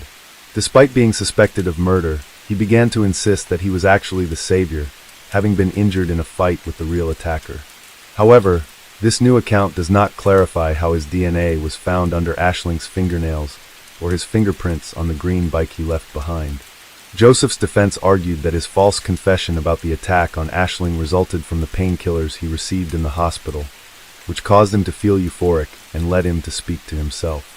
Joseph stated that he was under the influence of these drugs when the police began their interrogation. However, doctors who treated Joseph contradicted this claim. They stated that he only received a minimal dose of the medication, meaning it could not have significantly affected him by the time he made his confession. The prosecution highlighted that Joseph had changed his testimony multiple times, making his statements unreliable. However, this posed a challenge for the prosecution because Joseph had no history of violence, especially against women. There were no indications of aggression or cruelty in his behavior, and he had no connection to Ashling, raising questions about his motive for the attack. The prosecution argued that the incident was not a result of personal issues. The trial lasted 3 weeks, after which a jury of 12 members returned their verdict. They deliberated for 3 hours before finding Joseph Puska guilty of the murder of Ashling Murphy. As a result, he was sentenced to life in prison without the possibility of parole. The circumstances surrounding Ashling's murder shocked the nation. Just days after the tragedy, protests were held across Ireland in support of the victim's family, and the case shocked the nation. During the investigation, police determined that Joseph had attacked Ashling without any apparent motive. He did not know her. He appeared to be a predator who had been searching for a victim for hours. Unfortunately, Ashling fell victim to a monster. Hello friends, welcome to our channel. Today we're going to take a look at another horrible case with you. The case of Sierra Breland. The disappearance of 31-year-old Sierra Breland, an Indiana lawyer from Cleveland, Georgia. The last time she was seen was on February 24th, 2022 at 7:17 p.m., when a surveillance camera captured her outside her mother-in-law's home in Johns Creek. Despite extensive efforts by the police and her family, Sierra's whereabouts and what happened to her remain unknown. Sierra was a cheerful and ambitious woman, according to her mother, Kelly. She was determined to be taken seriously, so she worked hard to become a lawyer, following in her mother's footsteps as a paralegal. Growing up in Georgia, Sierra dreamed of living in Atlanta one day. To achieve this goal, she attended the University of Tennessee for college, and then Florida State University for law school. Kelly said Sierra was happy, energetic, loving, and extremely driven in her career. In October 2020, Sierra met Xavier Breland on Tinder, and their relationship quickly developed. 6 months later, the couple got married and Sierra became pregnant. According to court records, Sierra provided legal assistance to Xavier in his dispute with his ex-wife. The newlyweds decided to start a new life in Carmel, Indiana, where Sierra got a job at a law firm. In 2021, she gave birth to a son named Jackson. Xavier and Sierra appeared to be a perfect couple from the outside, but their relationship was plagued by issues from the early stages. According to Shelby Campbell, Sierra's cousin, the problems between them surfaced shortly after their initial dates. Sierra had told Xavier she wanted no further contact, but he refused to accept rejection. Instead, he began showing up uninvited at her apartment, sitting outside her door. He also sent her threatening messages after seeing her with another man. Sierra warned him she would involve the authorities if he persisted. Despite this, she eventually gave him another chance, and 6 months later, they got married. Shelby and Sierra were inseparable, exchanging daily texts. Sierra confided in her, revealing her fears about her husband. In one message, she wrote, "I'm really struggling to cope with this. I don't want to give up on someone I love and abandon our family, but his behavior is getting worse, not better. It makes me wonder what the future holds.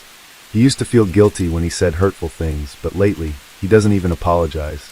He blames me, saying I did this because you made me." Sierra feared that if something happened to her, her husband would be to blame. Shelby claims that she frequently advised Sierra to leave her husband, but Sierra understood the importance of planning her exit carefully.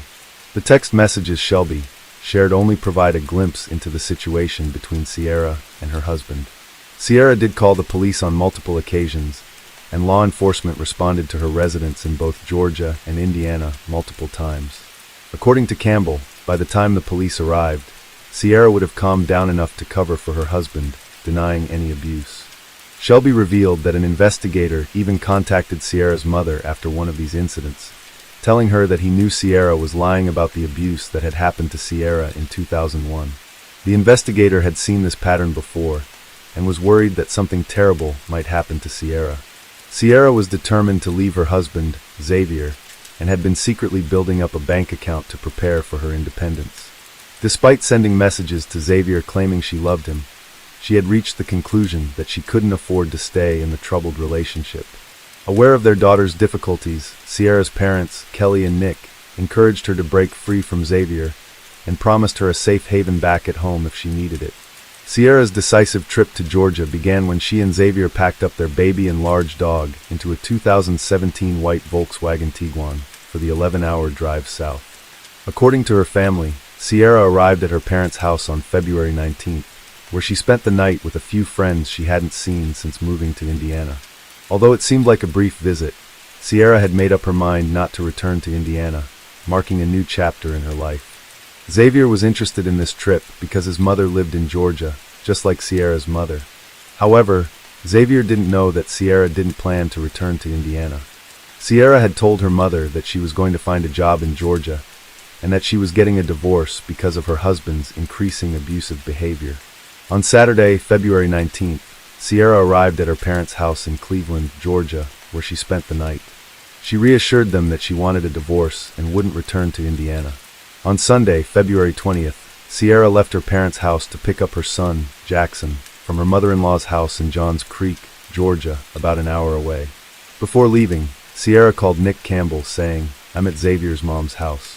He won't give me Jackson, so I'm waiting to get him so I can leave." On Monday, February 21st, at 11:17 p.m., Sierra sent a text to her father, Nick, saying, "I'll be back in the morning if that's okay." Nick responded the next day, telling her it was okay, and that she didn't have to ask. When Nick didn't hear back from Sierra, he said that she was feeling better and that she had been feeling a bit sick. Nick contacted her again on Wednesday to ask if she was feeling better, but he didn't receive a response. He sent another text on Thursday, February 24th, but there was still no response. By Friday, Sierra's loved ones were getting concerned because she hadn't responded, which was out of character for her. On the evening of Saturday, February 26th, Nick received a call from an unknown number initially. Nick didn't panic, assuming Sierra was still in Georgia, so he answered the call. The caller claimed to be a police officer and broke the news that Sierra had been reported missing. Apparently, her husband, Xavier, had filed a missing persons report. This revelation left the family in shock, as they had been under the impression that Sierra was still in Georgia, despite her uncharacteristic silence. What's especially puzzling, according to Shelby Campbell, is that Xavier never reached out to anyone to check on Sierra's whereabouts. He didn't call or notify anyone, which made the situation even more baffling. After speaking with the Carmel police, Sierra's father decided to call Xavier. In their conversation, Sierra's father pressured Xavier to tell the truth, reminding him that Sierra had warned her family that Xavier would be responsible if anything happened to her. Xavier responded by telling him to go to hell, and then hung up the phone. After Nick called Xavier's father, who lived next to Sierra and Xavier in Carmel, the father claimed he never saw her. This was confirmed by a press release from the Carmel Police Department in Indiana on March 2nd. Xavier Breland had earlier reported Sierra missing to the police department on Saturday, February 26th, 2022. During their investigation, detectives discovered a video recording that showed Sierra's last known location, her mother-in-law's house in Georgia, on February 24th at 7:07 p.m. According to the Carmel Police Department's official report, nothing unusual happened in the video. On February 25th, Sierra left her home in the Brookstone Park subdivision in Carmel, Indiana around 1 p.m. to walk to a nearby store. At the time, she was wearing a black top and purple shorts, and the temperature was around 20 degrees Celsius. However, police reported that she never arrived at the store, and there was no surveillance video of her entering the store. Sierra's family was concerned when she vanished, leaving behind 3 phones, ID, and credit cards. They knew she'd never leave without telling them, especially not her 5-month-old son. Her mom, Kelly, revealed Sierra had confided in her about financial struggles and alleged abuse from her husband, who used their child to control her. Kelly was adamant Sierra wouldn't abandon her son, believing she'd be dead before doing so. On February 28, 2022, 2 days after reporting his wife, Sierra, missing, Xavier had an unexpected visit from the police at his doorstep. According to court documents, there was an accidental discharge of a firearm at a residence on Baldwin Lane. Xavier claimed to have been moving a Christmas tree in the garage when he heard the gunshot, prompting him to run outside. He then returned to the garage, found the gun and unloaded it before calling the police to report the incident himself. The investigation revealed that there were 2 guns in his house. However, the police did not reveal whether they found any evidence linking Xavier to Sierra's disappearance. Nevertheless, it soon came to light that Xavier had a criminal past, having been convicted of felony burglary charges in 2005. It was also suspicious that Xavier waited a day to report his wife missing, claiming she had not returned home from a trip to the store. A few days after the police received the missing person report, Xavier was identified as a person of interest in his wife's disappearance. He was arrested on an unrelated charge due to an outstanding warrant for aggravated stalking in Core County. He was extradited to Georgia to face those charges. Court records show that Xavier had previously placed a tracking device inside a stuffed animal belonging to his daughter to track her mother, his ex-wife, as part of a custody battle between the former couple. In the wake of Sierra's disappearance, a search operation was conducted in several neighborhoods in Johns Creek, involving police, volunteers, family, and friends. The main areas of focus were 2 neighborhoods along Medlock Bridge Road, which police believed Sierra might have passed through during her stay in Georgia. The search efforts included distributing flyers and setting up electronic signs in the area.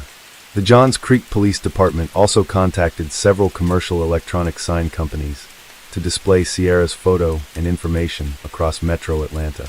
The family requested anyone who saw a white 2017 Volkswagen Tiguan with Georgia license plate 51,869 renminbi, which had a university law school frame around the plate, to contact the police.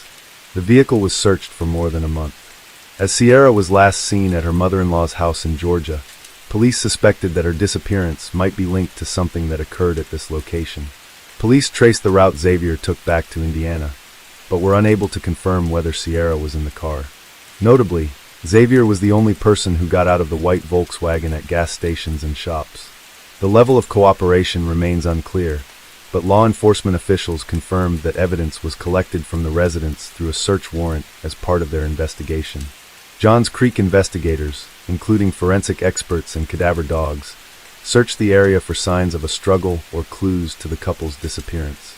Despite a canine unit's involvement, no scent trail was found, and gathered evidence Xavier Breland was arrested in Georgia on March 16, 2022 for aggravated stalking. This stemmed from a 2021 incident where he hid a tracking device to stalk the mother of his child, who had a restraining order against him.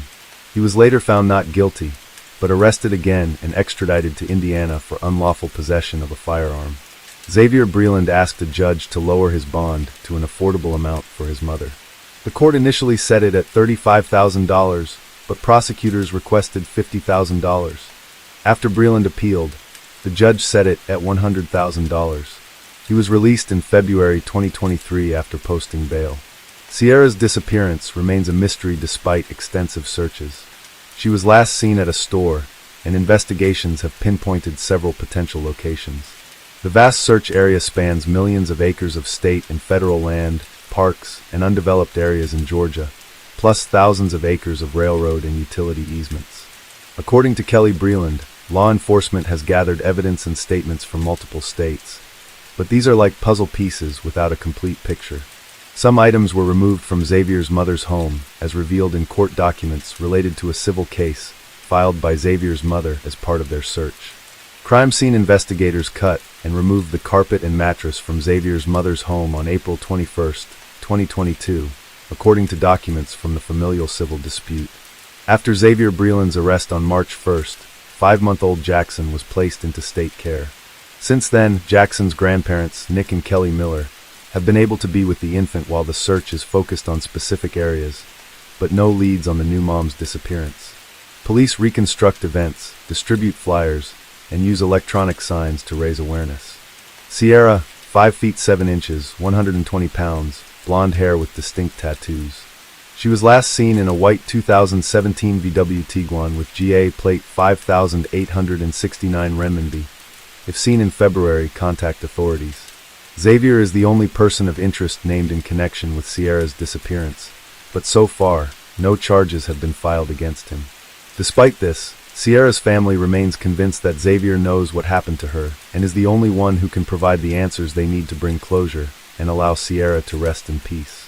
Kelly Breland, a family member, believes that Sierra's body might be located in one of 4 states, Georgia, Tennessee, Kentucky, so she asks law enforcement and fishermen in these states to be vigilant and report any information they might have to the authorities. In a separate development, Sierra's parents have been granted custody of the couple's child. It's worth noting that Xavier Breland was previously arrested and released on bail for illegal possession of firearms. His trial was set to take place on December 28, 2023, but his whereabouts are unknown. As a result, a rearrest warrant has been issued and law enforcement is working to track him down. This recent development adds another layer of complexity to the already puzzling case of Sierra's disappearance. Xavier Breland, a 6'1" tall, 160-pound black man with brown hair and green eyes, has gone missing. There is a warrant out for his arrest, but his body has not been found. The disappearances of both Xavier and Sierra have raised many unanswered questions. Sierra's mother, Kelly Breland, believes her daughter was afraid of Xavier and did not plan to return to Indiana with him. With both individuals now missing, the case has become even more urgent. The trial related to Xavier's gun charge has been postponed multiple times. Law enforcement and Sierra's family are still looking for Xavier, and Sierra hoping to shed light on the mysterious circumstances surrounding their disappearances. Hello friends, welcome to our channel. Today we're going to take a look at another horrible case with you, the case of Susan Morphew. Susan Morphew was born on April 11, 1971 to Jean and Adrian Alexandria, and grew up with her 2 brothers, David and Andrew. Those who knew Suzanne were her parents. In 1998, while in high school, she met her future husband, Barry Morphew. After 6 years of dating, they got married. Barry was an exceptional baseball player and was signed with the Toronto Blue Jays. Meanwhile, Suzanne pursued a degree in education at Purdue University. However, Barry's sports career was cut short due to a serious injury, and he switched to a career in horticulture. He was hired by a state company, which gradually gained momentum. The couple had 2 children, Mallory and Macy. They lived a picture-perfect life in Indiana until Suzanne was diagnosed with Hodgkin's lymphoma. Despite beating cancer twice, in 2018, the Morphew family decided to move to Mayville, Colorado for a fresh start and to be closer to their daughter Mallory, who attended Western State University. They settled into a stunning community where Barry could hunt and continue his work as a contractor. He also became a volunteer firefighter. Suzanne retired from teaching and dedicated more time to her church and her new hobby, sports mountain biking. The Morphew family seemed perfect from the outside, but they had their secrets. It wasn't until May 10, 2020 that their problems came to light. That Mother's Day started off like any other at the Morphew residence. Barry and their daughters left the house, leaving Suzanne alone. Barry claimed he had a landscaping appointment in Broomfield, 3 hours away from Mayville by car. Meanwhile, the girls went on a camping trip. Barry and the girls planned to return home that evening to celebrate Mother's Day with Suzanne. However, when they didn't hear back from her, they started to worry. The girls sent her a message to wish her a happy Mother's Day, but got no response. This was unusual since Suzanne was very active on social media. They expected her to be on her phone, especially since she was supposed to attend her best friend's daughter's wedding and share some photos. After several hours of no response, Mallory and Macy grew concerned and asked their neighbor, Martin Ritter, and his wife to check on Suzanne. Mrs. Ritter went to the Morphew house between 4 and 4:30 p.m. and found it empty. Barry's wife called him to explain the situation, and he advised her to check if Suzanne's mountain bike was still at the Morphew residence. If it wasn't there, he told her to contact the police, which is exactly what she did. The police arrived at the Morphew residence and Barry, along with his 2 daughters, returned home, eager to learn about Suzanne's whereabouts and condition. The police discovered their first significant lead. 2 deputies found Suzanne's mountain bike near a steep ravine, not far from the Murphys' home. This suggested that Suzanne might have been involved in a crash. However, there were no signs of a struggle on the bike or in the surrounding vegetation, and no skid marks indicating that she had used her brakes. Despite the mountain bike being found at the bottom of a ravine with no damage and no signs of struggle in the surrounding vegetation, detectives suspected foul play. When presented with this evidence, Barry's reaction was unusual, and his subsequent explanation that a mountain lion must have moved the bike seemed far-fetched. Many people found Barry's behavior during the investigation into his wife's disappearance to be suspicious. In a private conversation with YouTuber Tyson Draper, Barry elaborated on what he had discovered. Notably, he was absent from the search parties organized by Suzanne's brother, Andrew, who was skeptical of Barry's account of the bike ride and suggested that Susan might have gone missing on May 9th instead of Mother's Day. As the investigation continued, suspicion shifted to Barry when Suzanne's helmet was discovered 1 mile from their home, precisely in the direction his truck's telemetry showed to be incriminating, because it was in the opposite direction of the Broomfield construction site, which was his alleged destination that day. During the initial police interview, the suspect claimed he woke up to his alarm clock at 4:30 a.m. and drove directly to the Broomfield construction site. However, the telematic data from his Ford F-350 revealed that he drove 1 mile west before heading to the site. Despite this discrepancy, the suspect provided an explanation. He stated that he had gone scouting for elk that morning around 4:30 a.m. and was curious to see which direction they were headed so he could track them down later. He allegedly had a habit of tranquilizing elk and removing their antlers for sale. But when the officers questioned how he could have spotted elk at 4:30 a.m. if he was just waking up, he changed his story. He said he didn't set his alarm for 4:30 a.m. and woke up on his own. When questioned about the day of the disappearance, he stated it was one of the best days the couple had had in a while. He said he worked with a coworker in Salida that morning, returned early, went for a hike with Susan, and then they grilled steak and were intimate together. Barry claimed that he and his wife Susan went to bed together. However, as we've established, Barry is not a trustworthy witness. When the police investigated, they discovered that Barry had lied about almost everything that occurred that night. The first indication that something was amiss came when investigators reviewed Barry's phone and vehicle data on May 9, 2020. Although Barry and Suzanne did spend the afternoon and evening together, the events didn't match Barry's story. The first significant discrepancy arose between 2.42 and 2.44. Phone records showed Barry making erratic movements around the property. When questioned, Barry claimed he was likely hunting chipmunks with tranquilizers at 2:47 p.m. Then, Barry turned his phone to airplane mode, which remained active until 10:17 p.m. Furthermore, the steak dinner he claimed to have shared with his wife was called into question when investigators found only 1 dirty dish instead of 2. Later that night, more peculiarities emerged on the Morphew property. During their examination of the data, the police found several concerning details that raised suspicions about Barry's activities later that night. At 9:30 p.m., his car was seen reversing backward from the driveway, moving 96 feet. Investigators thought this might be when he loaded her body onto his truck if he was guilty. The records also showed that between 3.25 and 3.48, the door to his truck opened and closed over 80 times. Although this evidence was circumstantial, it suggested that Barry was not telling the police everything, prompting a closer investigation into the events of May 10th.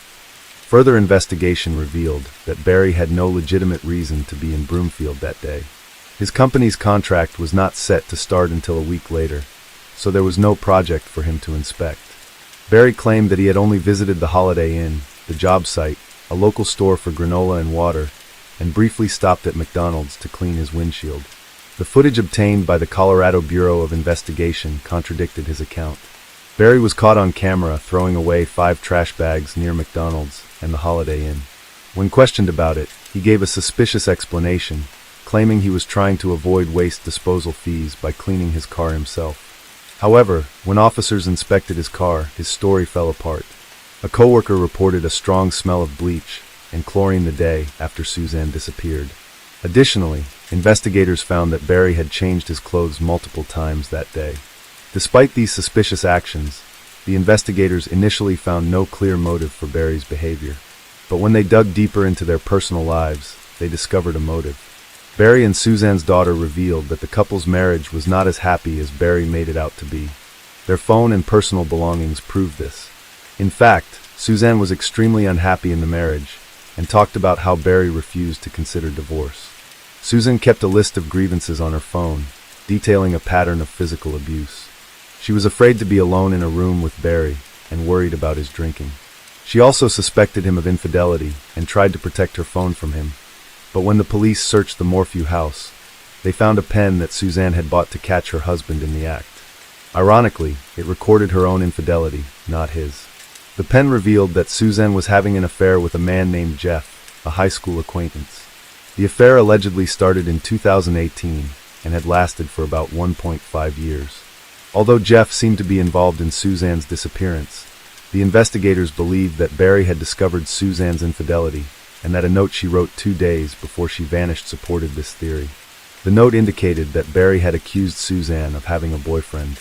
The spy pen was crucial evidence, but it was not the only important discovery made during the search of the Morphew house.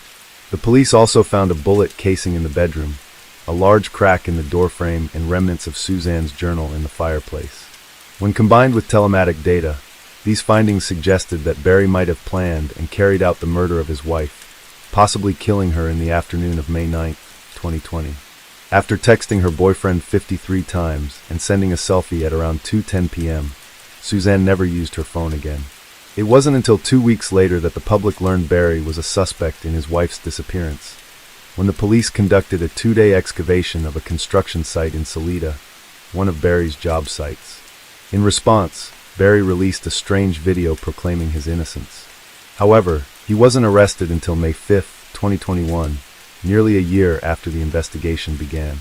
Although the evidence against Barry was largely circumstantial, the prosecution seemed confident in their case due to his changing stories, repeated lies, and clear motive. Barry was charged with multiple crimes, including first-degree murder of his wife, tampering with physical evidence, possession of a dangerous weapon, and attempting to influence a public servant. Moreover, he was charged with filing a fraudulent election ballot in Suzanne's name, claiming he didn't know it was wrong and that it would help Trump's campaign. Barry pleaded guilty to this charge and paid a $600 fine.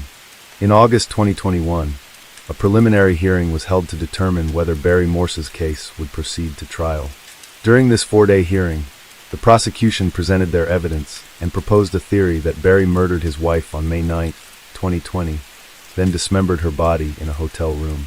He allegedly disposed of the tools used and buried her body in an unmarked grave. However, the defense strongly challenged the prosecution's account, highlighting several inconsistencies. They pointed out that cadaver dogs were unable to detect any human remains in Barry's car or the hotel room where the alleged dismemberment took place. The defense also suggested that the dart bullet cover might have been planted as evidence. Furthermore, they noted visual discrepancies in the photos of the dryer, with one image showing the cap inside the dryer and another image showing it was not present. The defense argued that Barry couldn't have used his dart gun in the alleged murder because it was broken at the time. In addition, that Barry's car and bike helmet that didn't match Barry. This DNA actually matched evidence from 3 unsolved sexual assault cases in Chicago and Arizona, raising reasonable doubt about Barry's guilt. The discovery was significant, but it was only brought up during the hearing because the CBI investigator who collected the evidence went on military leave for several duties and only learned about them during the hearing. This meant the prosecution had withheld important evidence that could have helped the defense. Throughout the hearing, the defense argued that the presence of another suspect with a criminal record meant the prosecution didn't have enough evidence to convict Barry of killing his wife. They asked the judge to make a quick decision and to reopen the case. On September 7th, the judge ruled that the case against Barry would proceed, setting his bail at $500,000. Barry was released from county jail on September 20th, 2021, just 9 days before the trial was scheduled to start. However, in a surprising turn of events, the prosecution suddenly filed a motion to dismiss all charges against Barry without prejudice, if new evidence emerges. Given the lack of concrete evidence proving Barry's guilt and the prosecution's misconduct, securing a conviction would have been a difficult task. Moreover, the prosecution had missed several crucial deadlines, resulting in sanctions that prevented 14 key witnesses from testifying at the trial. The news of the dismissal shocked the public, and Barry was pictured on the front page on September 22, 2023. Investigators unearthed multiple shallow graves in Moffett, Colorado, during an investigation. Suzanne's remains were identified using her dental records and chemotherapy port. Surprisingly, over 50 miles away from the initial search area, focused on the mountains surrounding Barry's property. Although the police are certain Barry's truck was not in Moffett on May 9th and 10th, some suggest he could have had an accomplice in disposing of Suzanne's body, allowing him to travel to Moffett, bury the body, and return. If investigators obtained a subpoena for Barry's phone and car data for an extended period, they might be able to link him to the location where Suzanne's remains were found. For now, but the police and district attorney's office continue to investigate the case. The 12th Judicial District's district attorney told CNN that the case remains open and no further comment can be made until more information becomes available, while offering condolences to Suzanne's family. Barry's lawyer has spoken out strongly since the body was found, suggesting that Susan might have been a victim who was murdered in a graveyard with many other bodies. She thinks the police wrongly accused Barry and hopes they will eventually admit their mistake. Meanwhile, Barry has filed a $15 million lawsuit against the prosecutors, sheriff's departments, and investigators, claiming they wrongly accused him of being involved in his wife's disappearance and death. The case of Connie Alm was born on July 18, 1974 in Malaysia. She was the younger of 2 daughters and enjoyed a very close relationship with her parents. In 1995, Connie moved to the United States to pursue higher education in a career in information technology. While living in the United States, Connie met a man named Brandon. He was a U.S. citizen and an ethnic Chinese whose parents emigrated from Singapore over 20 years ago. Initially, Connie and Brandon were just friends, but their friendship eventually blossomed into a romantic relationship. Brandon became a significant figure in Connie's life, supporting and helping her in various ways. They got married in 2001. Connie's life was on track in 2003. She was working as an analyst in San Diego, planning a future with her husband and hoping to start a family. Her life changed dramatically that year. The trouble began when Connie's father, Ong Bai Yong, was diagnosed with cancer. Connie decided to fly to Malaysia to support her family during this difficult time. On June 1, 2003, Connie and her husband, Brandon, arrived in Malaysia. Brandon returned to the USA after a few days, leaving Connie to care for her father in Kuala Lumpur. Despite the distance, Connie and Brandon stayed close through daily phone calls. They would talk for hours, sharing stories about their daily lives, including their 2 pets. Connie's father underwent surgery to remove a kidney, but fortunately, his health began to recover. As he improved, he began scheduling a flight for June 14, 2003. Connie organized a farewell dinner at a local restaurant the evening before her departure, and she invited her mother, sister, and closest friends to join her.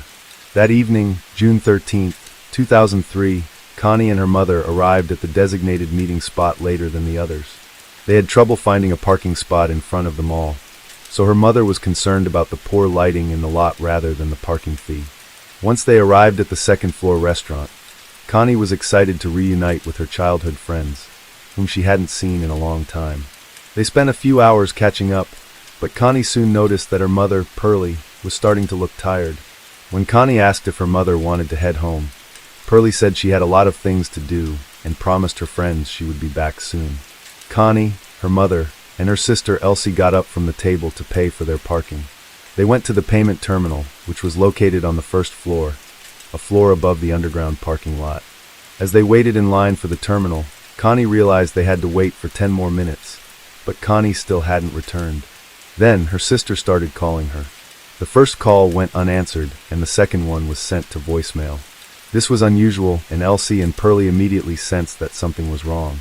They quickly went to the parking lot, where they were shocked to find that Connie's car was no longer there. When the car was indeed gone, they realized that Connie must have disappeared along with it. Pearlie was certain that something had happened to her daughter, as Connie would never leave without saying anything. Although the parking lot was poorly lit, it had surveillance cameras that might provide some clues about what had happened. The mall security initially refused to show Connie's relatives the footage, so they went to the monitor and watched the shocking footage, which confirmed their worst fears. The footage revealed Connie's car speeding out of the underground parking lot, crashing through the barrier.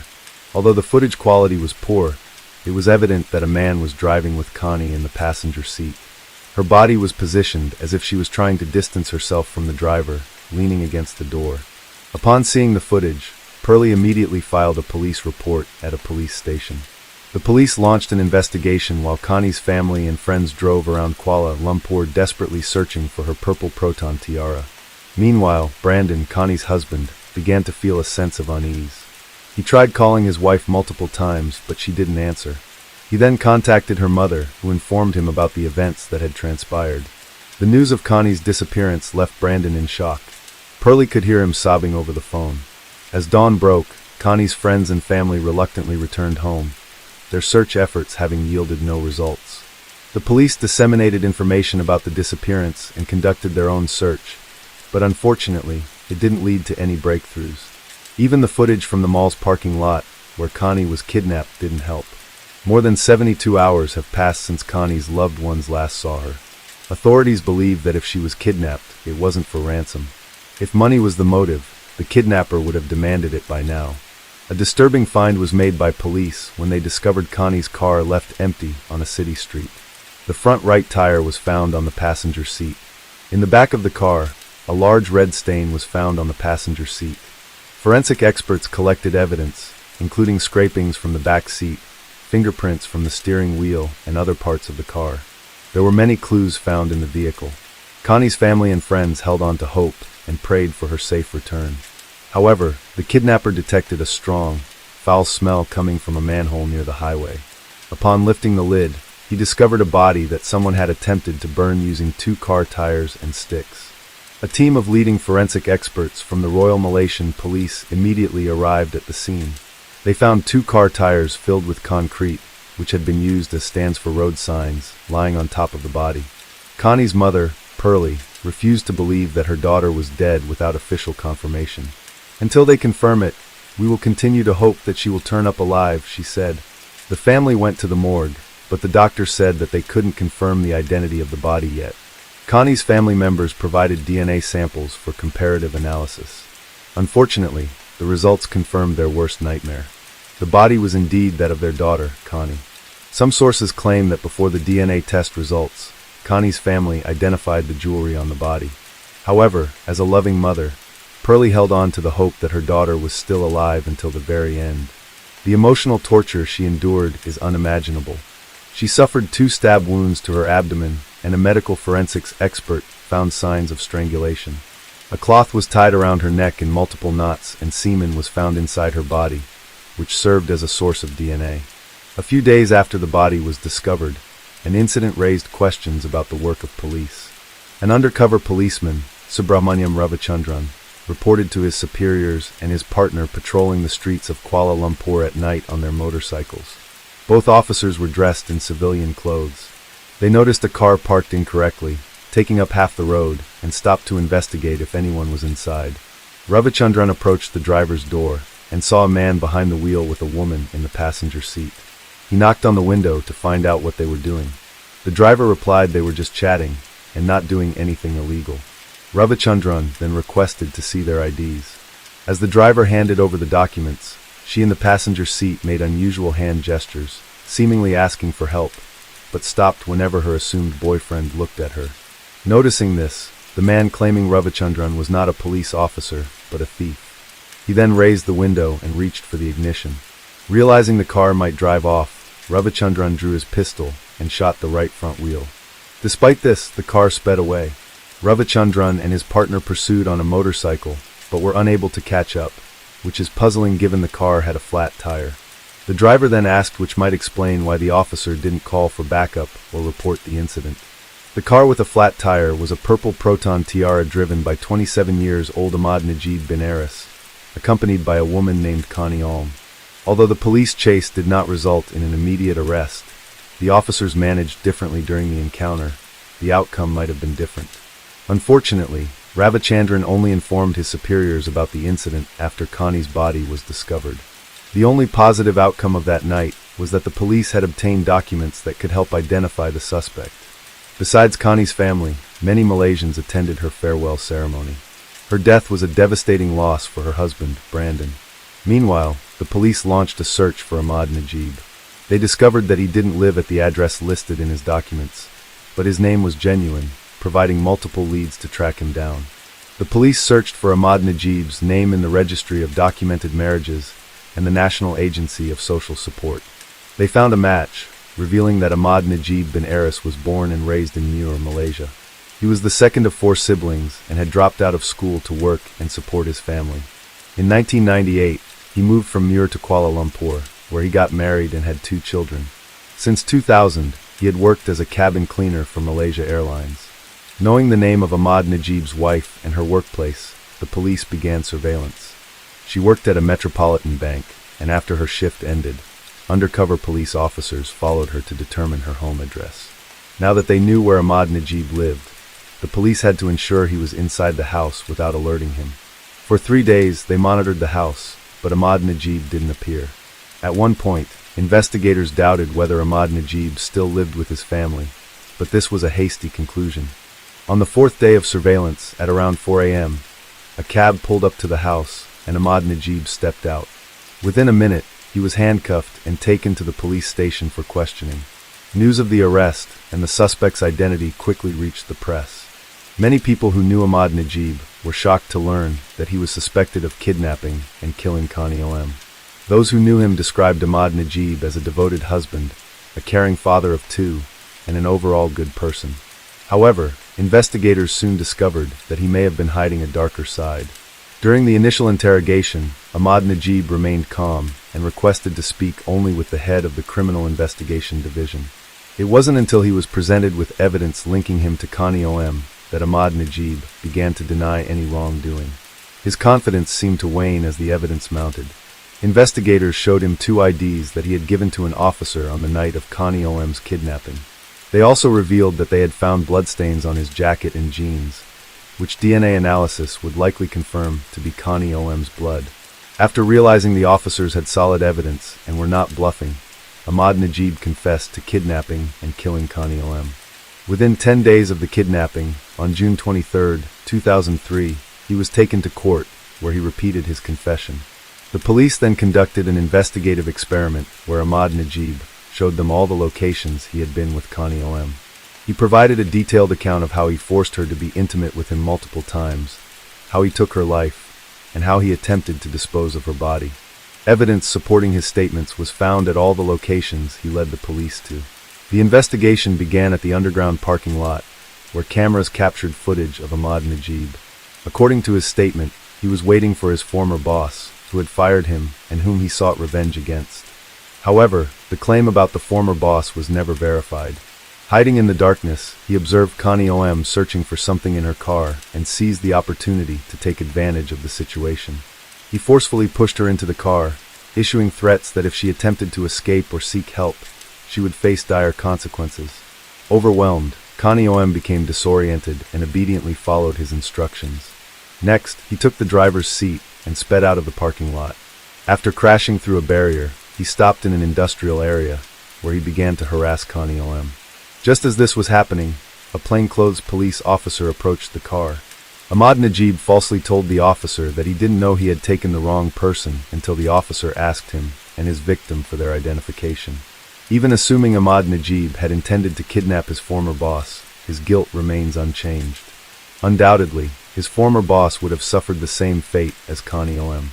According to Ahmad Najib's account, he managed to evade the pursuing officer. Despite the officer possessing his documents, Ahmad Najib failed to consider releasing Connie O.M.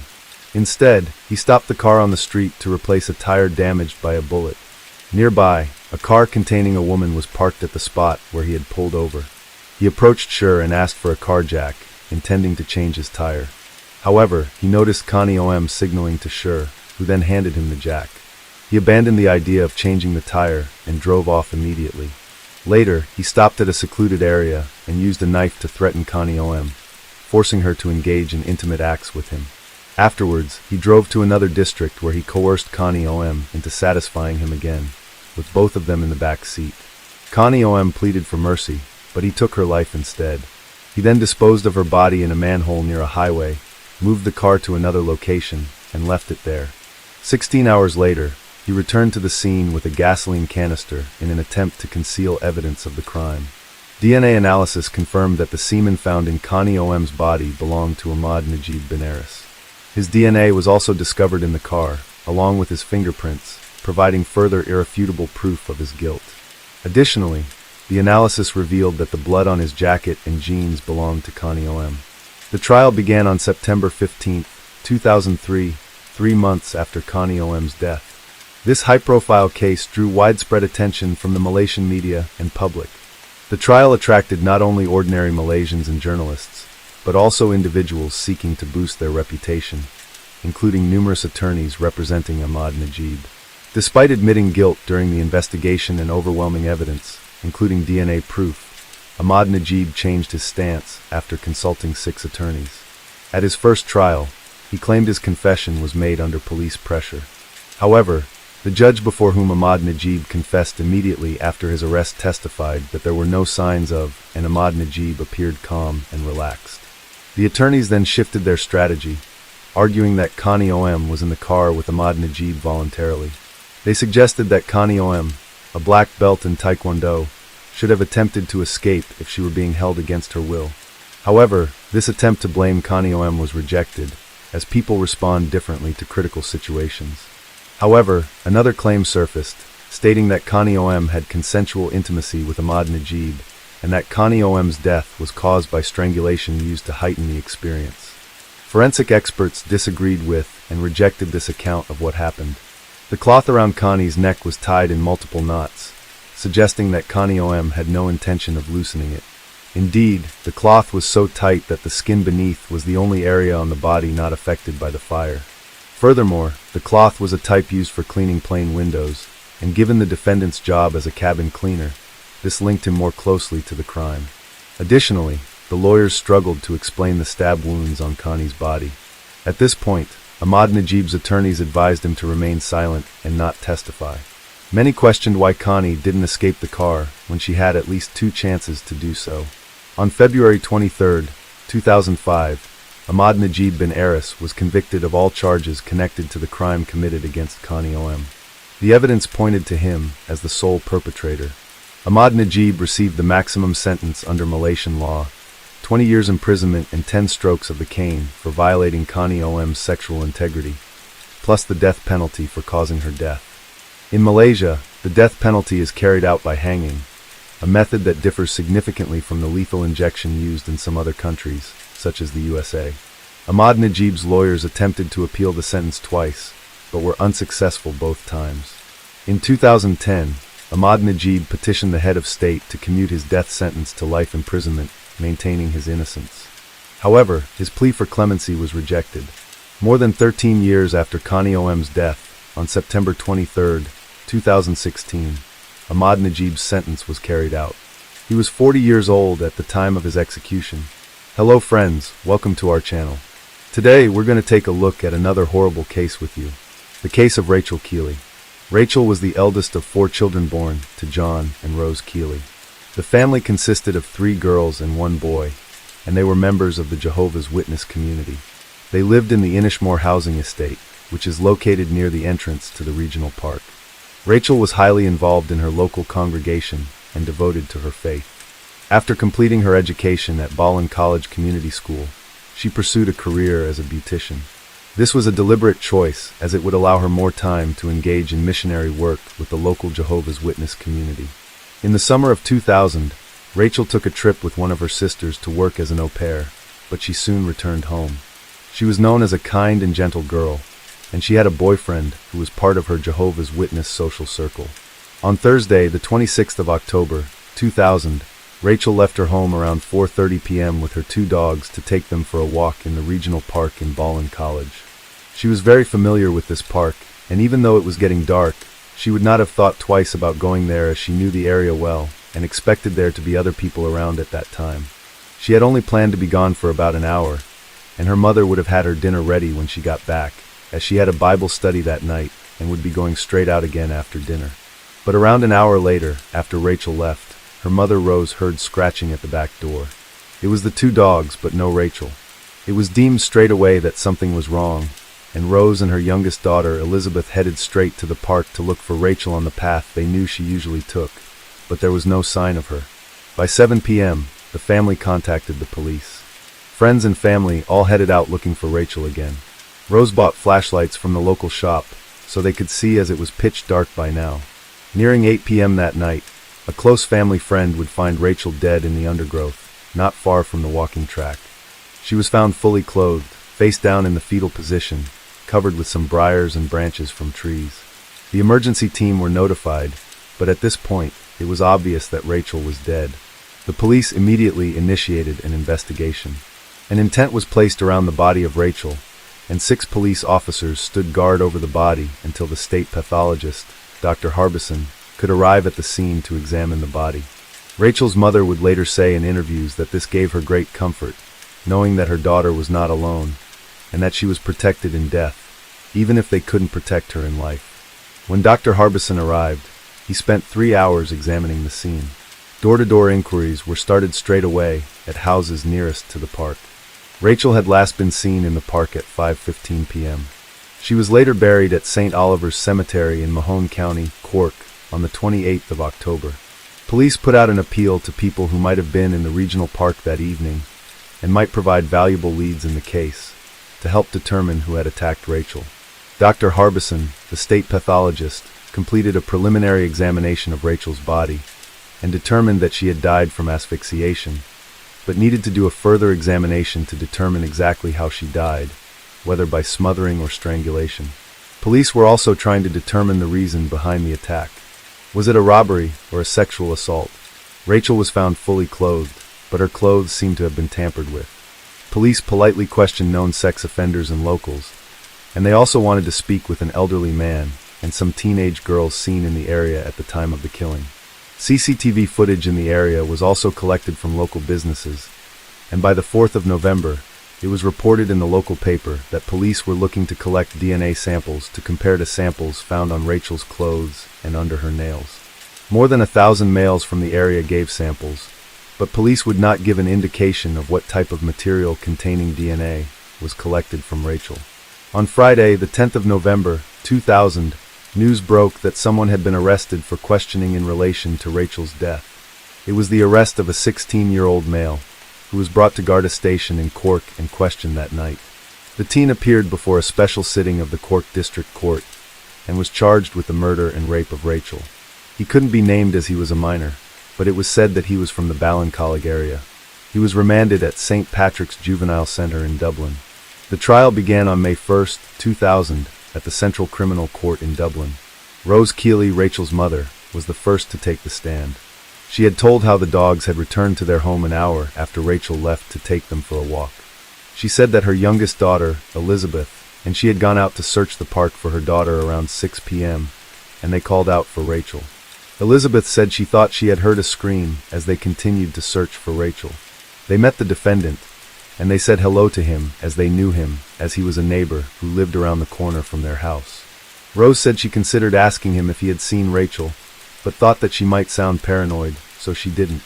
For boys who had seen the accused on the evening of Rachel's death were also called to testify. They stated that he behaved normally, and that they had watched TV at a friend's house around 6:30 p.m. Afterward, they had gone to the regional park to ride motorcycles, but they had left immediately because there was police nearby. The accused had no insurance or road tax for his motorcycle, and he had left it behind in the park. Dr. Harbison took the stand and stated that Rachel had been chased down and most likely dragged to the location where she was found. He said that she had been placed in the fetal position after being strangled in a different area. Dr. Harbison also mentioned that there was no evidence of forced sexual assault, but that her clothes were disheveled. The police told the court that the accused had provided a hair and saliva sample, but refused to give a blood sample as he was afraid of needles. Dr. Maureen Smith told the court that the forensic evidence she collected included fibers taken from Rachel's fleece jacket that matched the fibers from a jumper taken from the accused's bedroom on the day of his arrest, as well as fibers collected from Rachel's pants that matched the fibers of the jumper he was found with, along with semen recovered from Rachel's undergarments and outerwear that matched the DNA the accused had provided. Dr. Smith's evidence was lengthy, and there were concerns that one of the jurors had fallen asleep during her cross-examination, but the court had assurances that this was not the case, and so the trial continued. On Wednesday, the accused mother said the police came to their house while investigating, and her son was worried about getting in trouble for driving his motorbike without insurance or tax. Someone told him he could get 3 years, so he decided to leave the area, even though she told him not to, as the guardian might think he was involved in Rachel's death. She stated her son was innocent. The accused father testified that his son left school at 14. The accused was a talented athlete and Gaelic footballer who could have played for the Cork junior team. He was the oldest of 4 children from a stable background in good area, living near the Achilles. They knew Rachel casually, as the accused went to school with her brother. The accused also took to the stand, and he told the courts that on the day of the killing, he had called to his girlfriend's workplace. They had been seeing each other for around 2 years. He stated police had called to him a week before Rachel was killed, giving him a green form, which accused him of dangerous driving and driving without insurance and tax. It was a warning, and not a summons, but he knew if he was caught again that night in the park, he'd get done for it.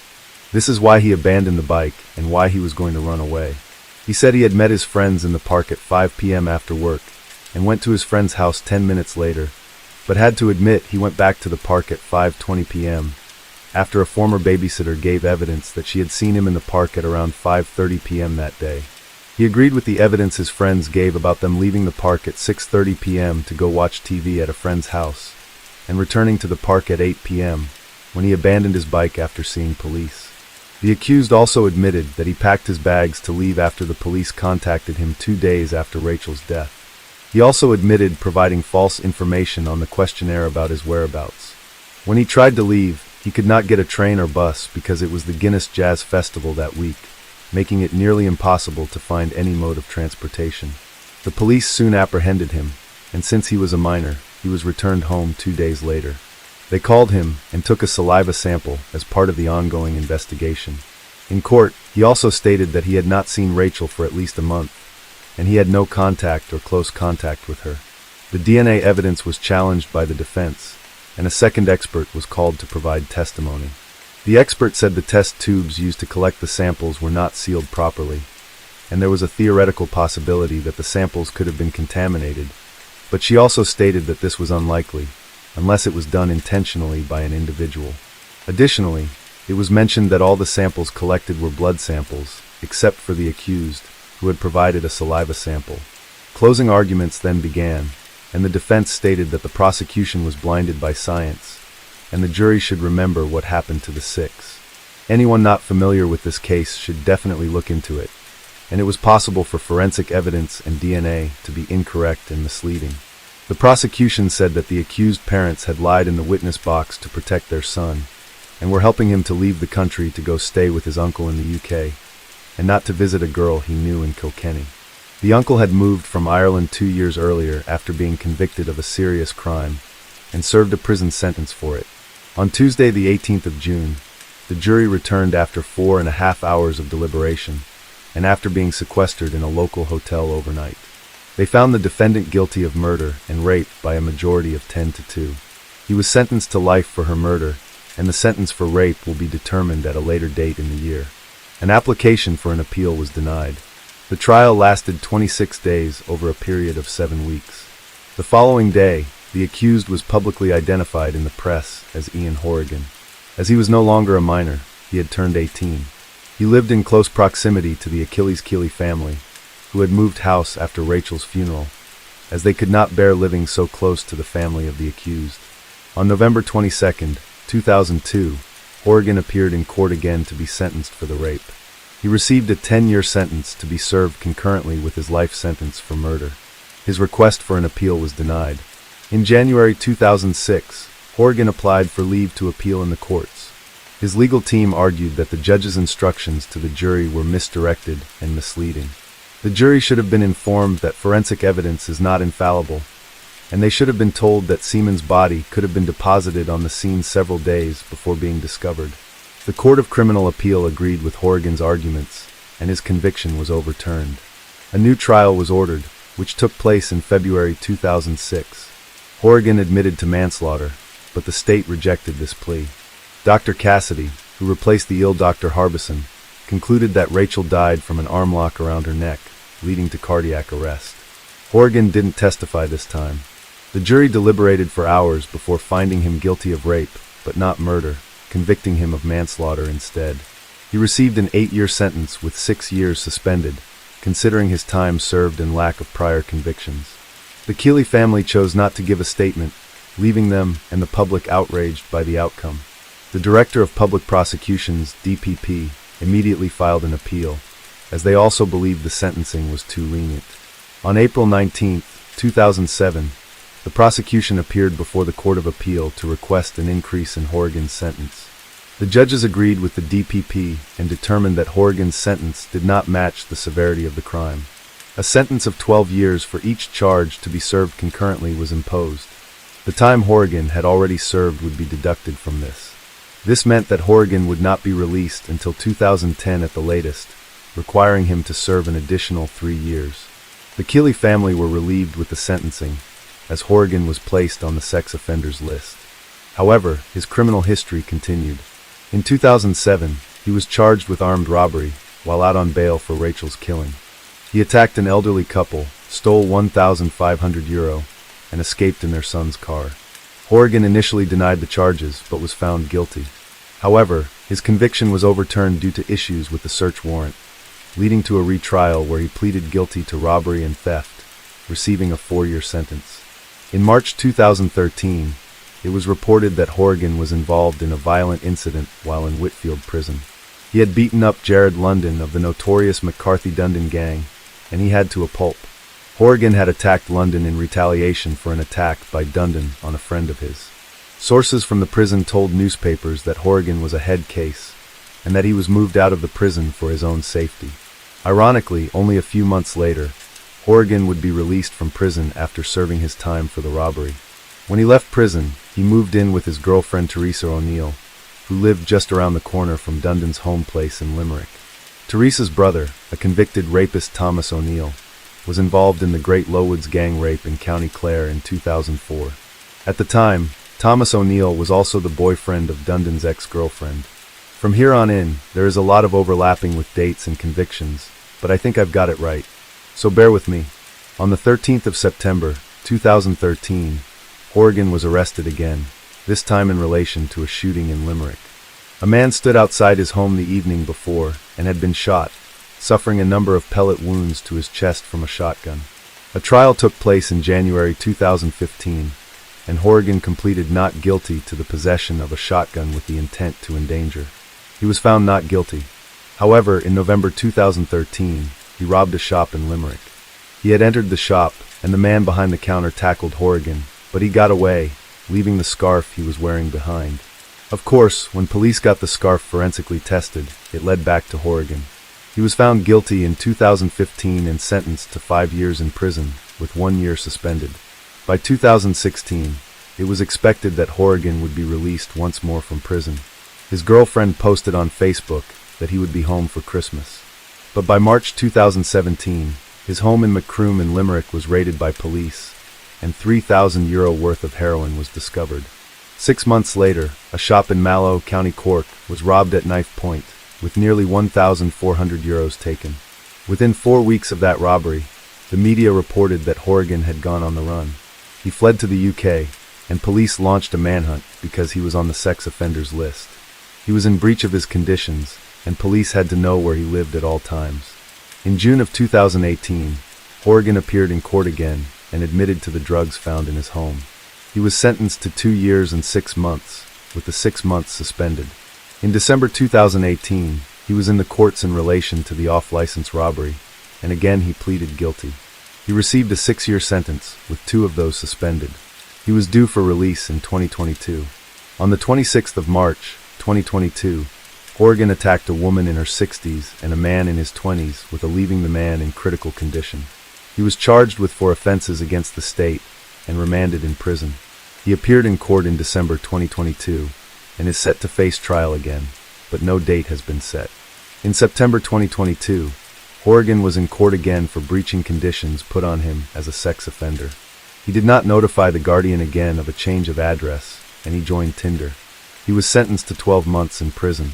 Rachel's parents have stated that they don't care how long Horrigan spends in prison, as it won't bring back their Rachel.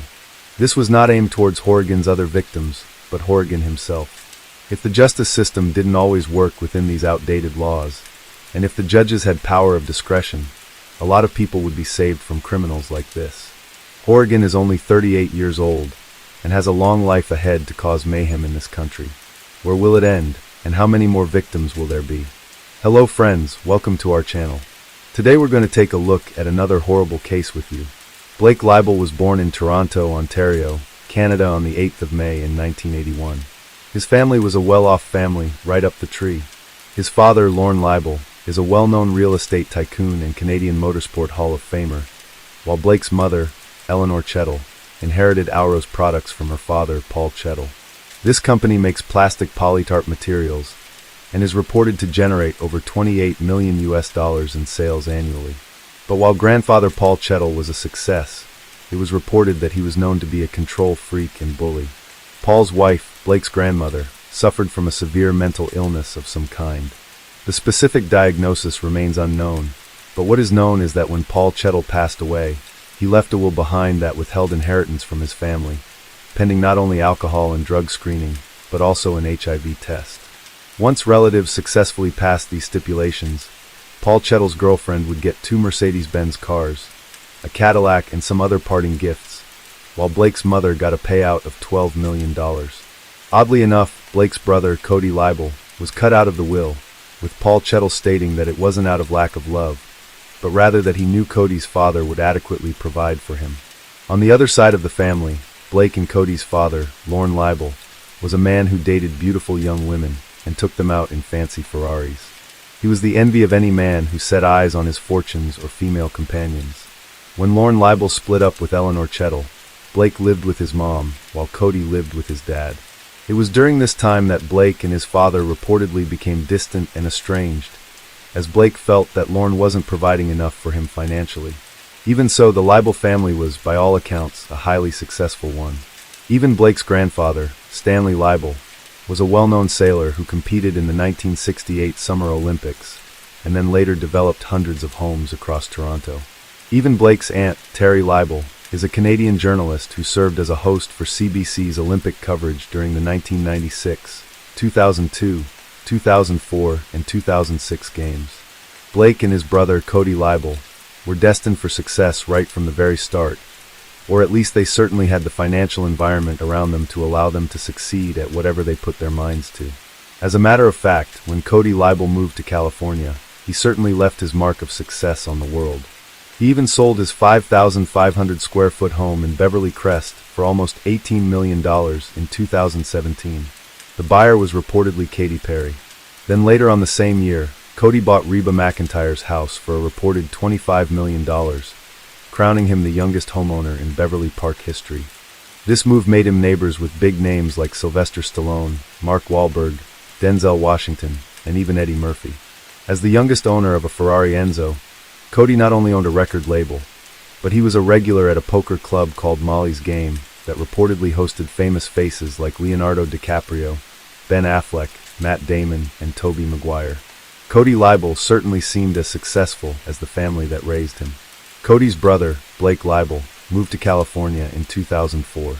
He reportedly still received an allowance from his mother that totaled close to $2 million in just 8 years. In 2011, Blake's mother Eleanor would die of brain cancer, leaving a huge inheritance behind to Blake and Cody.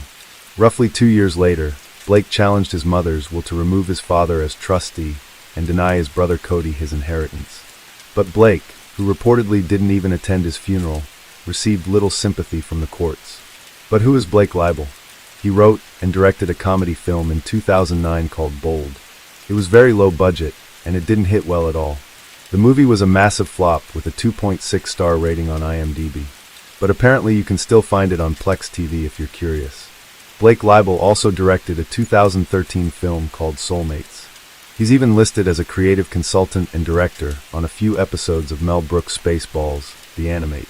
In 2010, Blake published a graphic novel called Syndrome. The novel was about a man named Dr. Chattel, who happens to share the same name as Blake's own mother. In the novel, Dr. Chattel studies serial killers. He also goes as far as to recruit a town full of actors, and then set up a fake Truman Show-style scenario. Next, he fakes the execution of a serial killer before wiping his mind and allowing the memoryless man to run free in the fake town, so Chattel can monitor his actions. The doctor's goal in the book is to cure serial killers. Chattel's character can be quoted saying that evil is not some mysterious force. Evil is a syndrome. Co-author of the book, Ryan Roberts, stated that Blake told him that he had done a research on serial killers. Ryan also recalled how Leibel jerked his hands upward when showing how a victim could be flipped upside down in order to drain them of fluid. In hindsight, Ryan Roberts said he'll never forget that. While Blake didn't actually write or illustrate the final edition of Syndrome, he was credited as creator of the book, and he wrote an introduction at the start of the novel asking the question, "If you loved hurting things, what would you do?" Syndrome, Blake's biggest success, and it ended up with him giving away stacks of the graphic novels for free at Comic-Con in San Diego. A producer said Blake wanted to be a respected comic book artist, and he used his cash to try and buy that image. He tried hard to come across as cool and edgy, but it was clear to everyone that Blake Leibel had some serious mental issues that he needed to address. His mental state had begun to deteriorate, and he was spiraling into a dark abyss. Those close to him had started to recognize the signs, but none could foresee the depths to which Blake would ultimately sink until it was beyond anyone's reach to save him. Blake Leibel had quite the romantic life. In 2006, Blake met a Californian model named Amanda Braun. Amanda was previously in a relationship with Andrew Alchek, who died in prison following convictions for crimes committed as a crooked hedge fund manager. After 5 years of dating, Blake and Amanda finally tied the knot in 2011. Not long after the wedding, Amanda Braun Leibel gave birth to a son. While the couple appeared to live comfortably in their Beverly Hills mansion, Blake continued to cash in and spend his checks pretty much as quickly as he received them. He reportedly smoked weed constantly and came up with various plans for success, but none of his ideas proved fruitful. During this time, one of Leibel's friends said Blake was developing a dark obsession with brutal violence. It was like Blake was becoming a different person. He was distant and paranoid. Then in the summer of 2015, Blake left Amanda while she was pregnant with their second child. This was reportedly due to his pot-smoking habit consuming his life, but I'd say there was more than a marijuana issue brewing. Blake began isolating from almost everyone as he sank deeper into a world filled with gore, violence, and darkness. He even stopped returning his family's calls and began to suspect that his brother Cody was in deep debt to some Russian gang members, and he was worried it could potentially bring harm back his way. But there was never any evidence that Cody Leibel owed any major debt like that, and no one could understand why Blake's sanity was spiraling out of control. But most of his friends claimed it was initially the death of his mother that brought on this dark madness. Eleanor Chattel's $5.5 million home in Toronto, plus the millions of other dollars acquired due to her death, just wasn't enough for Blake. He was broke, and when he failed to have his mother's will overturned in 2013, he turned to his father to help him pay for his mounting credit card debts. Then Blake was sued by his lawyers for non-payment in the unsuccessful case of Eleanor Chattel's will. After Blake split up with Amanda, he began pitching another original script called Psychopomp. It was about a caped vigilante that cuts off the heads of villains and then uploads his antics to YouTube. But reviewers of the script stated that it was terrible in every way possible. There wasn't one thing about Blake Leibel's new project that anyone liked. It was likened to a bad rip-off version of Batman, where Batman is violent, psychotic, stupid, sadistic, and highly unlikable. Psychopomp was nothing more than a gratuitously violent film devoid of any imaginative flair. However, there were whispers that Hilary Shore, a producer involved in Children of Men, had expressed interest in the Psychopomp screenplay. Yet, this supposed development never materialized. While married to a pregnant Amanda Braun, Blake had started seeing Yana Kashin, a stunning 30-year-old Ukrainian former attorney from Kiev. In no time, Blake got her pregnant too, and for a while, they seemed happy and healthy as Blake pulled Iana into his fantasy world of Hollywood hot pink. All the while, his mental decline was picking up speed at a volatile pace. In May of 2016, Iana gave birth to a baby girl named Diana, and to outside observers, the new family appeared to be doing well. However, the reality was far from idyllic. Blake harbored intense jealousy towards the infant, as a storm of anger raged within him. No longer the sole object of Iana's affection, Blake found himself replaced by baby Diana, pushing him to new heights of psychological instability. He incessantly demanded sexual attention from Iana, threatening to abandon her for another woman if she refused his advances. In an attempt to salvage their relationship, Iana sent her newborn daughter to live with her mother in a nearby apartment, which Blake financially supported. Then on the 20th of May, Blake Leibel was arrested for sexual assault not far from his condo. The alleged victim was Blake's third girlfriend, Constance Bucafori. She'd been living in another house he owned that was also a couple of miles away from his West Hollywood apartment, where he lived with Iana. Constance claimed Blake forced himself on her in the house. Bucafori is known for being a storyboard artist on Aquaman, and working in the art department for films like Snow White and The Huntsman P.S. I Love You and the Emoji Movie. Blake Leibel was released from custody around 15 hours after he was arrested, following a bail payment of $100,000. Iana had bailed Blake out of jail, but finding out about the affair with Constance was the final straw for her. She moved into her mother, Olga Kasiansma. There was only one door left to check, and it was locked. The cops tried to force the door open to the bedroom, but a mattress was barricading the door from the other side. The cops shouted for whoever was in there to come out. And that's when Blake's voice finally responded, saying he wasn't going to come out because he was scared that the officers were going to beat him up. They assured him that this wouldn't happen, and that they were just there to check on his girlfriend to make sure she was okay. Blake replied back that she was fine. He said she was at the hospital and gave them a room number. He also said that his father would be there soon, and that he wasn't coming out until then. Blake was referring to his accountant and mentor, Stephen Green. Blake had called Stephen around noon and asked him to come to the apartment. For a month before Stephen Green received that call, he had been unable to get in contact with Blake Leibel. Green had called, messaged, left voicemails, and even emailed Blake several times, but he never got a reply. Stephen Green even left a voicemail on Blake's phone stating that he was worried about him and that he loved him. He said whatever was going on, he wanted to help him get through it. But as you're about to find out, it was way too late for that. When Green arrived at the condo, he spoke to Blake through the partially opened bedroom door in the apartment. A short while later, a detective arrived on the scene to find Green now in the living room talking to Blake on the phone. Leibel was still barricaded in the master bedroom. When Green hung up the phone, the detective asked him to call Blake back, which he did. After a few minutes of conversation, Blake Leibel finally agreed to come out. He was only wearing boxer shorts when he emerged from the room. Stephen Green gave Blake some clothing to put on. Luckily, officers checked the clothing first and found Leibel's passport and about $4,000 in cash.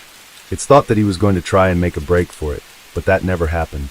As the officers entered the bedroom, one of them screamed, "She's on the bed." The detective immediately ordered everyone to go outside, and he called in the paramedics who were waiting on standby. Sadly, Iana Cashin was pronounced dead at 1:02 p.m. on May 26th. Iana Cashin's naked body was lying on a clean sheet and was covered by a red Mickey Mouse blanket on top of a blue polka dot blanket. Her head was on a pillow. There were abrasions and bruising on the left side of Cashin's face, consistent with blunt force trauma. There were human bite marks on Cashin's left jaw and left bicep, as well as fingernail marks under her jawline. Her scalp had been removed from around her eyebrows to the hairline on the back of her head. A large portion of skin on the right side of her face had also been removed. The skull bone was there were cuts across her lower forehead, below the eyebrows. There was also a cut on the right side of her face, from her cheek to her jawline, and another on the left side of her face, toward where the ear should have been, but it was missing.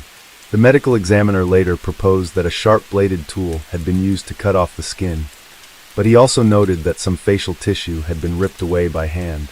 Considering the extensive damage to Jana's face and skull, combined with the challenging nature of both cutting and tearing the tissue, the doctor believed that inflicting these injuries would have been a lengthy process.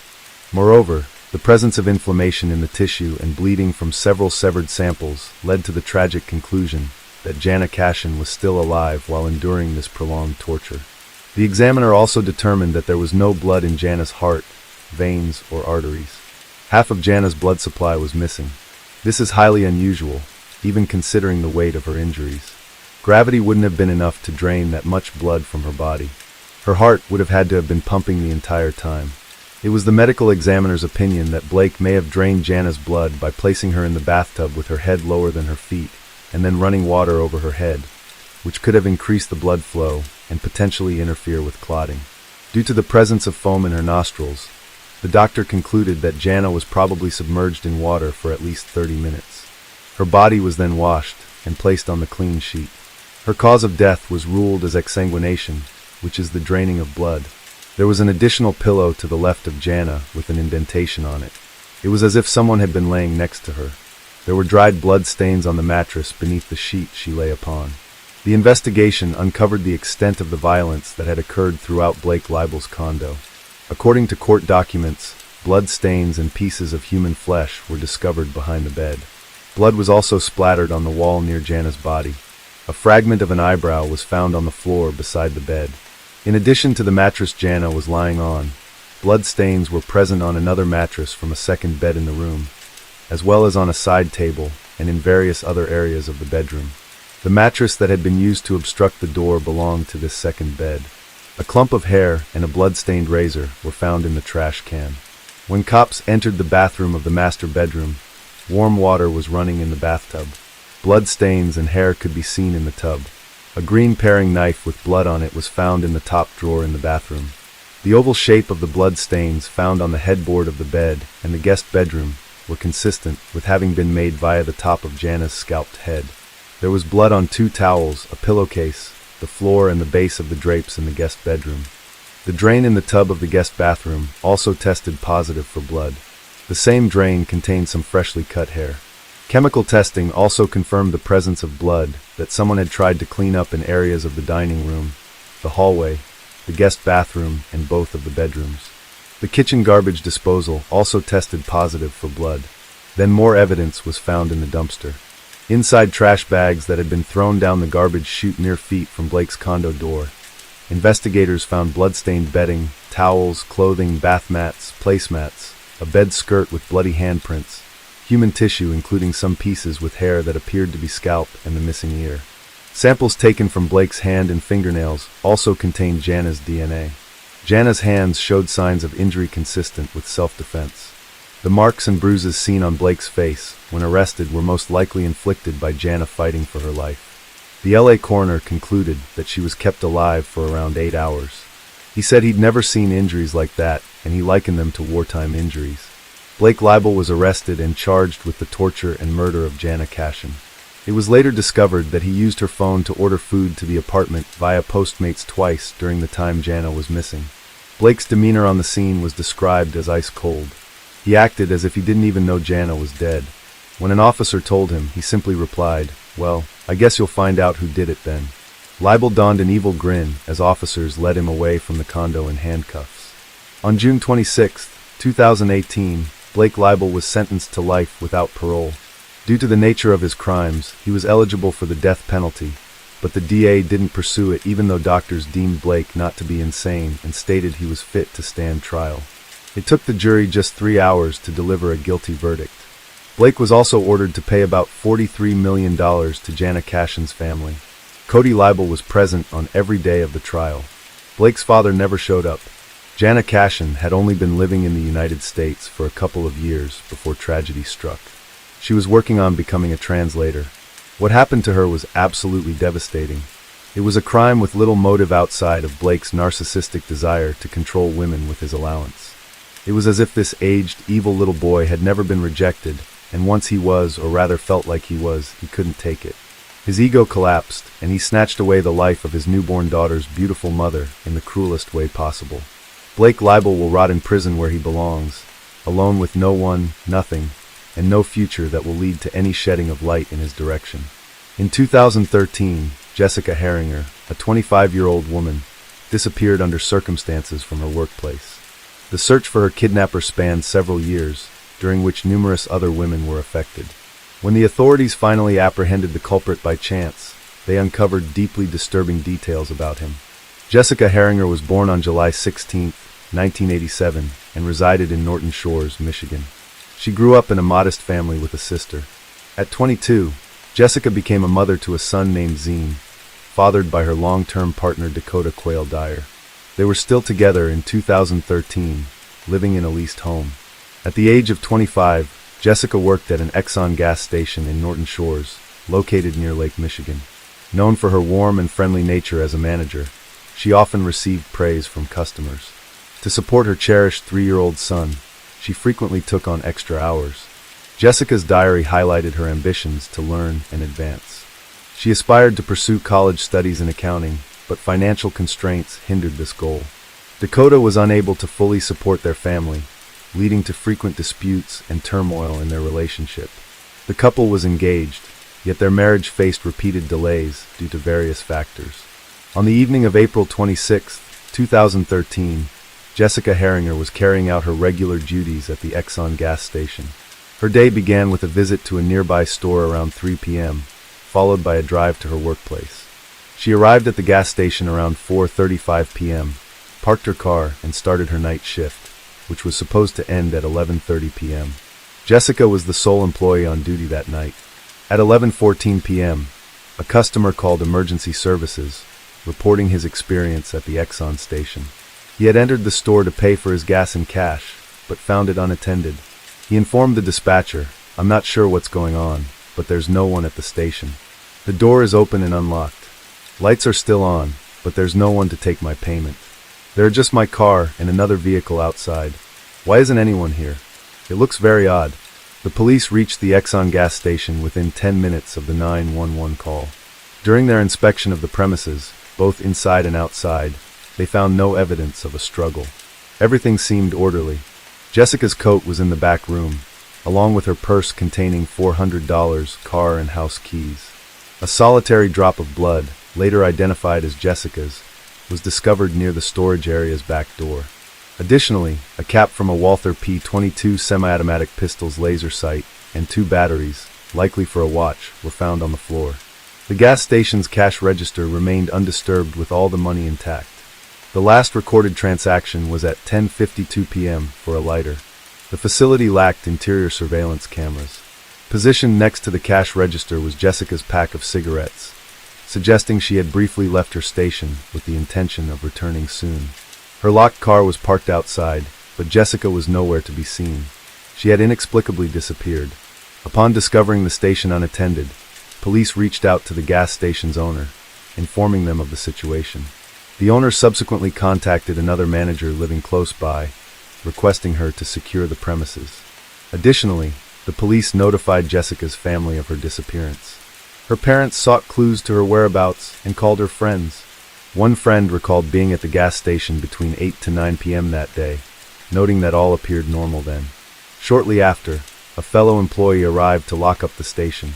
This colleague recounted that around 11 p.m., she and her boyfriend had driven by the station on a motorcycle. They spotted a silver Chrysler Town and Country minivan parked near the rear service door, with its back door open. Suspecting Jessica might be involved in theft from the station, they paused to observe further developments. The manager observed a young man with disheveled wavy hair near the minivan, dressed in an orange sweatshirt. She saw him repeatedly open and close the vehicle's rear door, before he finally drove off. Police reviewing surveillance footage from surrounding buildings located a video showing a silver Chrysler passing by Exxon gas station at 11:02 p.m. A store employee nearby also spoke to the police, mentioning that he had seen the man in the minivan conversing with Jessica Christian. The employee initially thought the stranger was merely flirting with Jessica, given her attractiveness. He noted Jessica standing outside while the man questioned why she wasn't inside. Both Christian and Jessica's colleague, who had spotted the man by the minivan, contributed to creating a composite sketch of the unidentified individual. He was depicted as a light-complexioned young male with dark wavy hair, a stocky build, and approximately 1.82 m in height. The sketch was released 3 days following Jessica's disappearance. Despite numerous calls received by police in response, no significant leads emerged from the information provided. The prevalence of the silver Chrysler minivan in the United States posed a considerable obstacle in the investigation. In Michigan alone, there were approximately 15,000 vehicles of this kind registered. Identifying the specific driver of the minivan linked to Jessica Hinger's disappearance became a daunting challenge, given the vast number of identical models. Initially, Jessica's boyfriend Dakota Quayle D. was a suspect in her disappearance. He acknowledged their frequent arguments, but denied ever physically harming her. Dakota actively cooperated with the investigation, informing police that he was at home with their 3-year-old son on the night Jessica vanished. Without access to a car, he couldn't have traveled to her workplace, and his phone records, once verified by detectives, confirmed his presence at home that evening. This led to his exclusion from the suspect list. The investigation revealed that Jessica had numerous admirers due to her amiable and outgoing personality, which sometimes led to misunderstandings. One such admirer was Jess Ammerman, a 37-year-old married plumber. He visited Jessica at the gas station around 9:30 p.m. on the day she disappeared, and confessed his love and willingness to divorce his wife for her. However, Jessica rebuffed his advances. Jess then left the station and called his wife. They spoke for about 50 minutes before he returned home. Following his interrogation, a polygraph test, and an interview with his wife, Jess Ammerman was also eliminated as a suspect. Rob Fallett, the brother of the Exxon gas station's manager, subsequently emerged as another individual involved in this case, though context-wise specifics about Rob's involvement were not provided. Identified as the next suspect, he mentioned visiting the gas station around 9 p.m. on the day Jessica disappeared. Upon greeting her, he noticed she seemed downcast. Asking about her mood, Jessica confided in having family troubles. Rob suggested she could stay with him, but she declined. After a short while at the station and making a purchase, Rob left for a night fishing trip at the lake. Detectives checked Rob's phone records for that evening, which corroborated his account of leaving the gas station for fishing. Consequently, Rob Fallett was eliminated from the suspect list. Search and rescue operations for Jessica Heringer were launched using helicopters, expertly trained canines, and extensive searches of residential and commercial properties, woods, and Lake Michigan. Despite these exhaustive efforts, no leads were found, leading to an impasse in the case. Nearly a year later, in February 2014, a similar event occurred in Michigan. A small blonde bespectacled woman was assaulted by a man while returning home late at night. She was kidnapped, taken to his apartment, and attacked. Despite threats to her life, she was released after several hours. The perpetrator was identified as 42-year-old Brad Mason. Mason was swiftly located, but resisted arrest by brandishing a fake firearm at police officers, resulting in his fatal shooting. Mason had a history of criminal activity, including a 2004 kidnapping conviction and a 2011 arrest for indecent exposure. In 2014, he resided in a dormitory opposite the Exxon gas station where Jessica worked. However, investigators found no evidence linking Mason to Jessica's disappearance. 2 years after Jessica Heringer's disappearance, in 2016 another incident involving a young woman occurred late at night. Returning from a party at a friend's house, she became disoriented on a dark street. A man in a silver minivan approached her asking if she was okay and offering her a ride. She refused but requested to use his phone instead. The man consented, but only if she entered the minivan. Once inside, he locked the door and revealed his phone battery was dead, then brandished a gun, instructing her to stay silent. These cases highlight ongoing challenges faced by law enforcement in solving abduction instances, despite rigorous investigative efforts and community cooperation. He then began driving, feeling sick and nauseated. The woman requested him to lower the window. Seizing the opportunity, she leaped out of the moving vehicle through the window and fled to a nearby house. The man sped away. The victim immediately contacted the police and described kidnapper. Through surveillance footage, the police managed to trace the license plate of the silver Chrysler Town and Country. They identified the driver as 46-year-old Jeffrey Willis. Jeffrey Willis, a factory laborer, led a secluded, modest life and had no prior legal issues. When located in his minivan, police searched and found a Walther P.22 semi-automatic pistol. The gun was traced back to a colleague of Jeff, who had reported her laser-sighted gun stolen some time ago. Willis was arrested and detained. A search of his residence uncovered a box filled with various BDSM paraphernalia, including handcuffs, chains, ropes, gags, a vibrator, a video camera, and a bullet matching a Walther P22. The box also contained insulin syringes with an unidentified liquid, sedatives, Viagra, lubricant, disposable gloves, and a diagram of a woman's anatomy with marked injection sites. On his computer were numerous videos depicting appalling kidnapping scenes with young women as victims. A hidden hard drive in a ventilation duct contained footage Willis had recorded of his female neighbors swimming without their knowledge. A folder titled Victims on the computer held two subfolders, one named for the missing Jessica Herringer, and another for a murdered woman named Rebecca. Rebecca Bleck, age 36, was tragically murdered on June 29, 2014, roughly a year after Jessica Herringer vanished in an area just 20 minutes from where Jessica worked at the Exxon gas station. Rebecca went out for an evening run, but never made it back home. She was found by neighbors lying on the road with her clothing disheveled, initially leading to the belief that she was struck by a car, although unconscious. Rebecca still had a pulse when discovered. Emergency services were called, but she succumbed to her injuries before they could save her. Autopsy reports revealed she died from 3 gunshot wounds to her back and head with multiple bruises on her wrists and legs. At the time of her death, the perpetrator remained at large. However, 2 years after Jeffrey Willis's arrest, new evidence linked Rebecca's murder to a pistol found in Willis's minivan. Willis denied any involvement, but prosecutors theorized that he had attempted to abduct Rebecca and bring her to his home. When Rebecca resisted, Willis reportedly shot her and fled. Forensic analysis later discovered Rebecca's DNA on a glove recovered from Willis's residence. Jeffrey Willis was convicted of Rebecca Bleck's murder and received a life sentence. While serving his sentence, he faced additional charges related to the kidnapping of Jessica Herringer. Despite consistently denying any involvement in Jessica's disappearance, phone records showed that on the night she vanished, he was present at the Exxon gas station where she was last seen. Subsequently, he traveled to his deceased grandfather's house, which is roughly 13 minutes from the station. Upon arriving at his grandfather's residence, police encountered a heavily secured front door. Forced entry revealed an assortment of cleaning products, powders, and bleaches in the basement. The manufacturing dates on these items aligned with early 2013, matching the time frame of Jessica's disappearance. Colleagues recalled that Jeffrey Willis was notably absent on April 27, 2013, the day following Jessica Herringer's disappearance. When he returned to work a few days later, he had conspicuous deep scratches on his face and hands, raising further suspicions among those who knew him. A woman who visited the gas station on April 25, the day before Jessica's disappearance, later contacted police. She arrived late in the evening and expressed concern about being there alone at such an hour to Jessica herself. Jessica nodded in acknowledgement, appearing anxious and somewhat scared. At that moment, an unknown man inside the station reassured the visitor by saying, "Don't worry, she has customers who look after her." He left the premises.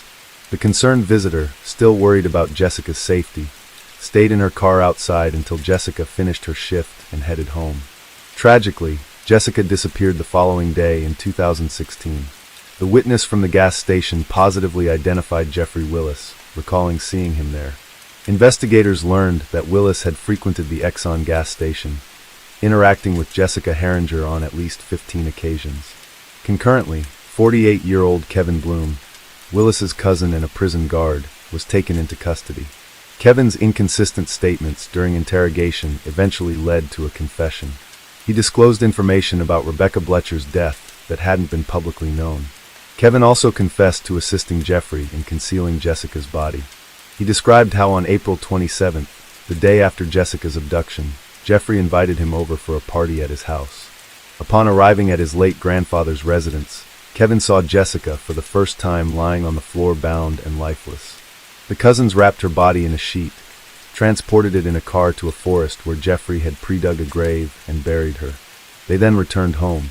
When Kevin Bloom led the police to the forest to identify the burial site of Jessica Herringer's body, he spent a considerable amount of time wandering through the area. Despite his efforts, he was unable to pinpoint the precise location where they had buried the body. The trial of Jeffrey Willis commenced despite Jessica Herringer's body not being found either alive or deceased. The prosecution presented substantial evidence to charge Willis with her kidnapping and murder. Their case posited that Willis had been stalking Jessica for an extended period. On the night of April 26, 2013, he allegedly parked his vehicle near the service entrance of the gas station. Entering the premises, he is said to have struck Jessica on the head with his gun. During this assault, it's reported that the cover of the gun's laser sight fell off and Jessica's blood was spilled on the floor. Willis then purportedly dragged Jessica out through the service exit and placed her in the back seat of his car. He transported her to his late grandfather's house, where he committed his most horrific acts. Forensic computer analysis revealed that Jeffrey Willis stored photographs and news articles about the search for Jessica on his computer. Following the investigation's progress, it was discovered Willis used a password displayed on the screen consisting of Jessica's initials and the date April 27, 2013, presumed to be the day she died. Willis consistently denied his guilt, insisting he was at home on the night of her kidnapping. His lawyers argued that there was no direct evidence linking him to the case. No DNA belonging to Jessica was found in Willis's house or car. The defense team suggested that her disappearance might be linked to illegal drug trafficking, since Dakota had mentioned Jessica developed a serious substance abuse problem. Despite these arguments, Jeffrey Willis was convicted of murdering Jessica Herringer and received a life sentence without parole. Throughout the trial, he displayed neither remorse nor empathy. His cousin Kevin Bloom was found guilty of assisting in disposing of Jessica's body. Kevin received a sentence of 2 years in prison and 5 years probation. Suspension from his role in the prison system was yet another blow to Jeffrey Willis. Years after his conviction, the narrative around him took a startling twist. He became a suspect in an older, unresolved case. On October 17, 1996, in Fruitport, Michigan, Angela Thorbug, a young woman, was found dead. Her remained at large. Ed Willis, who graduated from the same high school as Angela in 1988, found himself linked to her 1996 murder. In that year, 28-year-old Willis worked as a janitor at his alma mater. Concerns were raised when the principal noticed his excessive time spent in the computer lab during work hours. A check on his computer activities was initiated by the principal. Although the findings remain undisclosed, Willis was asked to resign immediately following the review. The investigation into Angela's murder continues to be shrouded in secrecy. A decade has passed since Jessica Herringer's disappearance, and her remains are still undiscovered. This tragedy sparked a legal battle over the custody of her son, Zahn, between Jessica's sister and Dakota, her partner. Ultimately, Jessica's biological family is raising Zahn. In addition to custody disputes, Jessica's parents have been key advocates for legislative changes following their daughter's disappearance.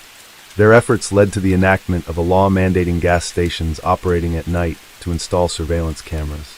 The goal is to prevent similar incidents in the future. The case of Kristen Rossum. She could have been a scientist, but she chose a different path. Blonde Kristen Rossum, a chemistry graduate from San Diego State University, could have had a brilliant future. Instead, she is serving a life sentence in the Central California Women's Facility for the crime against her husband.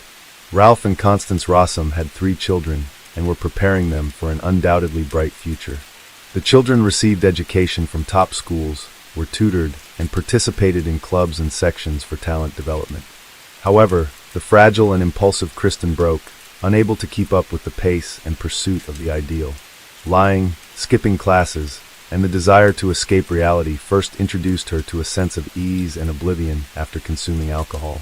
But soon, alcohol stopped providing the desired effect of tranquility, and she became dependent on the controlled substance methamphetamine. Methamphetamine, meth, is the most addictive illicit substance in the USA. It causes paranoia, clouds judgment, euphoria, and hallucinations. Kristen's erratic behavior and detachment from real life caught her parents' attention. After a long conversation, she admitted that she had been addicted to the substance since high school. This behavior was a severe blow for a family of university-educated professionals. After several months of numerous conflicts with her parents, 17-year-old Kristen secretly ran away to Mexico with friends for a holiday. There, she met a man by chance. Tall, handsome Gregory DeVille, 7 years her senior, seemed like an angel who would save her. And he did. Greg fell in love with the bad girl. He took on the role of a parent and responsibility for her well-being. With Greg's support, she managed to get a job at a local forensic department as a toxicology assistant. Her skills impressed the employer. Her addiction was forgotten, which worked in her favor, as her job in toxicology provided access to seized, controlled substances. As a forensic assistant, Kristen graduated from university with honors. Her teachers and employer praised her, handing her the Best Student Award, unaware of the reasons for her love of the chosen profession.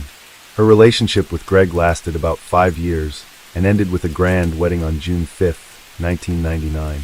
Kristen's parents adored Greg and were at ease for their daughter as she had climbed out of the pit of dependency and confidently stood on the road to a promising and happy life. In March 2000, Kristen was hired by the San Diego County Medical Examiner's Office as a toxicologist. A toxicologist analyzes body fluids to detect controlled substances. Gregory was working in the biotechnology industry at the time. Kristen quickly grew bored with her monotonous life and began seeking excitement elsewhere. She found an opportunity with a colleague, Michael Robertson, who had been appointed as the department head. He was married, but that didn't stop a sudden infatuation between them. They couldn't keep their relationship secret for long. Greg found numerous letters exchanged between the secret lovers.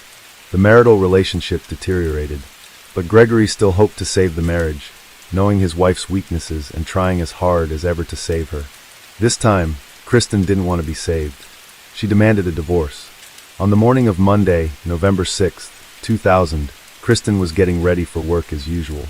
Greg was ill and stayed home. Kristen was very worried about her husband. In the days following their separation talk, he had been lethargic and unusually calm. She informed his workplace of her husband's illness. She also visited him during her lunch break. Greg was asleep. At 9:22 p.m. that same day, Christine called emergency services to report that her husband Greg was not breathing. He had most likely committed suicide because he was home alone. The woman cried into the phone and did not listen to the dispatcher's instructions to examine the body and possibly administer first aid. Police officers and paramedics arriving on the scene at 10:19 p.m. pronounced Gregory DeVilliers dead. He was lying on the bedroom floor with his torso exposed, surrounded by scattered rose petals. The room examination suggested that Greg most likely consumed a lethal dose of several controlled substances. Empty vials of powerful painkillers were scattered around, and torn wedding photos were found on his bed. During the interrogation, Kristen stated that she had informed her husband of their separation the previous evening. Just 17 months after the wedding, she regretted getting married. She felt she had rushed into it. Greg was too clingy, and she wanted to distance herself. Greg's death was ruled a suicide. The cause of death was strong sedative drugs. Kristen signed the cremation papers. However, Gregory's family and friends refused to believe in such a sudden suicide. None of them noticed any changes in his character or mood. He had not shared his marital problems with anyone. Greg was so opposed to controlled substances that he would never have taken them. Soon, the relatives managed to stop the cremation and insisted on an independent autopsy. The family's persistence allowed for the consideration of a homicide scenario. Soon, toxicological tests revealed that Gregory's body contained an extremely high amount of feminine, a pain reliever 150 times stronger than morphine, along with lesser amounts of clonazepam and trace amounts of oxycodone, known as hillbilly heroin. Investigators speculated that, under the strong influence of clonazepam and other detected drugs, someone else administered the lethal dose of fentanyl to Gregory. Kristen became the prime suspect, as fentanyl is not an over-the-counter medication, and she had ample knowledge and access to such drugs. Upon arrival for interrogation at the police station, Kristen's emaciated, unattractive appearance and her doping behavior indicated her drug dependency. This was confirmed by her own statements on the day of Gregory's death. Kristen was inconsistent in her accounts. Initially, Kristen told paramedics that Gregory had not taken any medication, but later she changed her statement, suggesting he might have taken oxycodone. At the hospital, Kristen told a nurse that Gregory might have overdosed on oxycodone. Oxycodone is similar in effect to codeine-based drugs. It can not only relieve pain, but also induce a sense of euphoria. It depresses the respiratory center, and without timely assistance, its use can be fatal. The police considered the possibility that Gregory died from an accidental overdose of cold medicine and oxycodone. In conversations with Kristen, they also learned that Gregory was very upset about their failing marriage, leading Kristen to tell the police that he ended his own life. This was another investigative avenue they explored. On November 8th, a colleague of Kristen's, Russ Lowe, called the police. He informed them about Kristen's affair with her boss. This information shifted the course of the police investigation. Evidence of Kristen's connection with her boss, Dr. Robertson, was found. The evidence included passionate emails they exchanged, as well as computer files and professional articles revealing Dr. Robertson's specialized knowledge of fentanyl. The criminal puzzle was coming together perfectly. It was suspected that Gregory became a threat to the lovers, as he knew that Kristen, with her access to the lab and controlled substances, was secretly using them, and Michael was covering for her. It was a premeditated crime. The challenge for the investigators was to prove it. During interrogation, Michael Robertson told detectives that he was aware of his lover's drug dependency. At that time, no charges were brought against the couple. They were both dismissed from their jobs for violating several rules during the investigation. Serious trouble for Kristen began in January, when police raided her home, finding traces of drugs and paraphernalia. She was arrested for the first time, but was later released on bail. The investigation progressed as new information emerged. This included Kristen's diary. During its initial examination, investigators hypothesized that it was written by Kristen not for herself, but for an external reader, as a means of covering up and affirming her innocence while crafting the appearance of Gregory's perfect self-inflicted demise. On the day of her husband's death, she bought a rose in revealing lingerie actions inconsistent with her distressed demeanor. Medical examination indicated that Gregory was unconscious for at least 6 hours before his passing, and his death could have occurred an hour or an hour and a half before it was confirmed. Additionally, a bruise around a needle injection site on the young man's arm was found, its purpose and executor unexplained. At Kristen's workplace, a shortage of the drug that led to Gregory's demise, as well as other controlled substances, was discovered. Police believed Kristen poisoned Gregory, administering fentanyl without his knowledge. The prosecution built its case on toxicological and medical data. With enough circumstantial evidence, Christine was arrested on June 25, 2001, and charged with first-degree murder. After spending 6 months in custody, she was released on bail. The first trial soon commenced. The prosecution's main theory was the motive for the homicide. They argued that she terminated Gregory because he threatened to tarnish her good girl reputation by revealing her renewed drug use and affair with Michael Robertson. The prosecution claimed Kristen poisoned Gregory with fentanyl. The court heard that fentanyl is a powerful synthetic opioid, 80 times stronger than morphine. It was suggested that she first tried to end his life with clonazepam, but when that failed, she administered fentanyl. They also argued that she then staged the bedroom to look like Gregory ended his own life, tearing pages from her diary and placing rose petals and a wedding photo around his body. The court heard that Kristen, with a degree in biochemistry, used her knowledge of drugs and chemistry to terminate Gregory.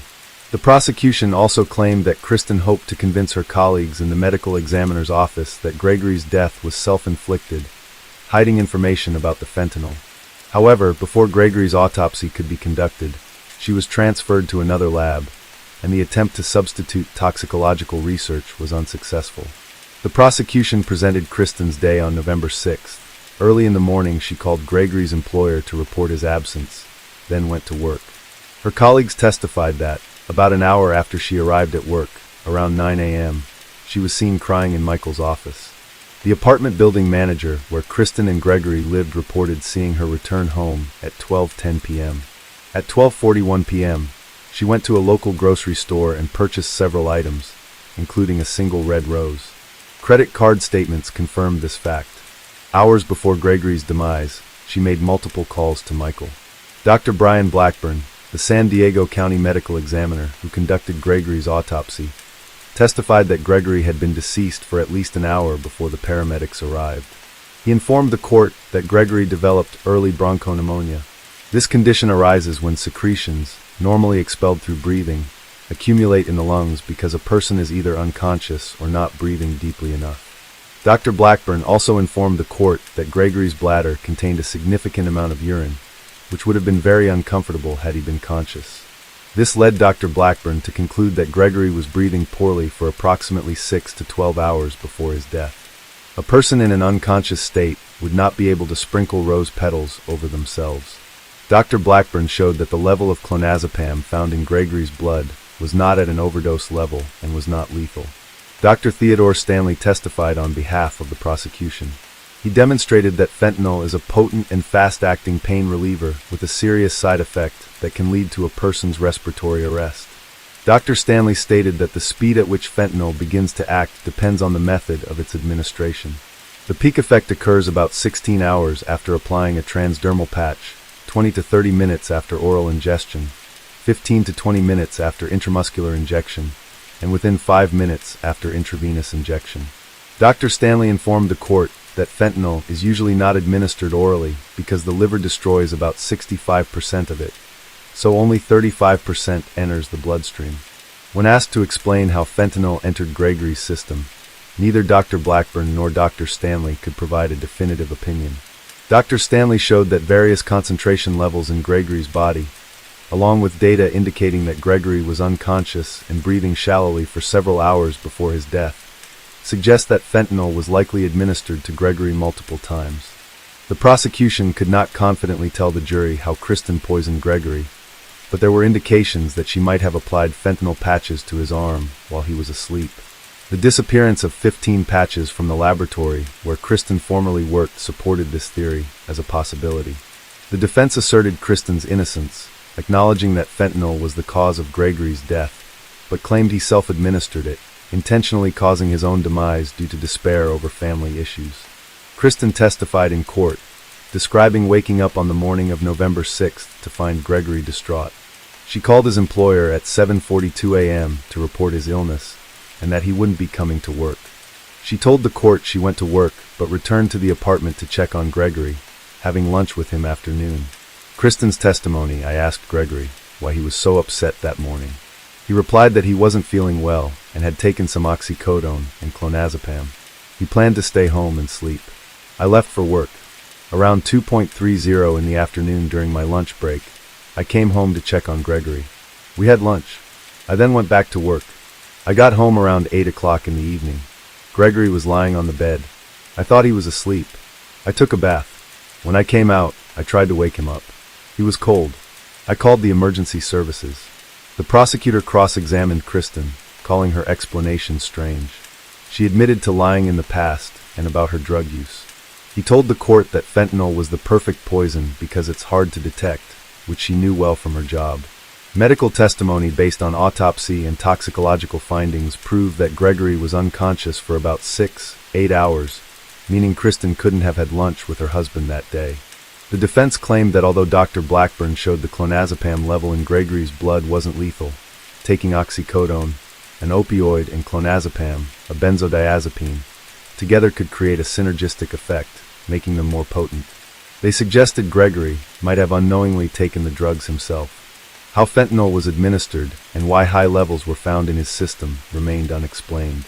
After 8 hours of deliberation, the jury found Kristen guilty of first-degree homicide and special circumstances homicide due to the use of poison. She was sentenced to life imprisonment without the possibility of parole. Kristen maintained her innocence and appealed the verdict. The appellate court heard that errors were made by her own defense team. Her lawyers admitted fentanyl caused the death, but failed to test autopsy samples for fentanyl metabolites. This test could have determined whether Gregory swallowed fentanyl, or if the fentanyl found in the samples was a result of laboratory contamination after his death.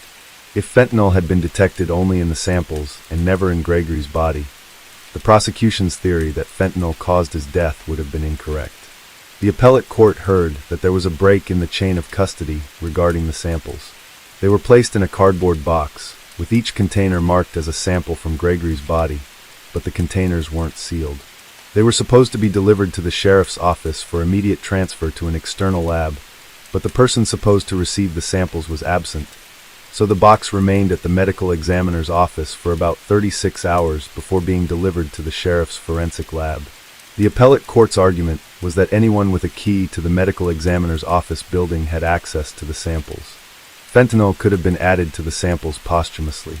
Kristen believed there was a motive to tamper with the samples and frame her for the crime due to various personal relationships and tensions among the staff. Indeed, Kristen argued in the appellate court that on November 8, 2000, Michael informed one of the toxicologists that he had examined a sample of Gregory's stomach contents. The three-judge panel of the Ninth U.S. Circuit Court of Appeals concluded that Kristen's lawyers erred in not contesting the prosecution's claim that her husband died from a fentanyl overdose. They stated that her legal team should have tested the autopsy samples for fentanyl metabolites rather than just admitting he died in such a manner. However, they did not overturn the verdict, but sent the case back to federal court to determine if this defense error could have altered the trial's outcome. After this decision, the U.S. Supreme Court ruled that federal courts must adhere to the state court's decision when considering such appeals. Based on this ruling, the appellate court voted against holding a hearing on Kristen's case. Her appeal was denied, and she remains in custody. Michael Robertson was implicated as an accomplice in Kristen's trial. Authorities discreetly filed a criminal conspiracy complaint and issued a sealed warrant for the arrest of Michael Robertson, the former boss and lover of convicted perpetrator Kristen Rossum. Robertson, who lives freely and works as a forensic toxicology consultant in Australia since Rossum's husband's demise in 2000, could be arrested and held on $100,000 bail if he ever returns to the United States. Gregory's family filed a lawsuit accusing the county of negligence that allowed Kristen to steal a lethal dose of drugs from the medical examiner's office undetected. In 2006, a U.S. court awarded them $147 million in civil damages. In a case that continues to captivate the nation, Rossum, a former toxicologist at the county medical examiner's office, was sentenced to life imprisonment without the possibility of parole in February 2003 for stealing drugs from the lab and using them to poison her husband, Gregory DeVillers, staging a suicide scene in their apartment, scattering his body with red rose petals.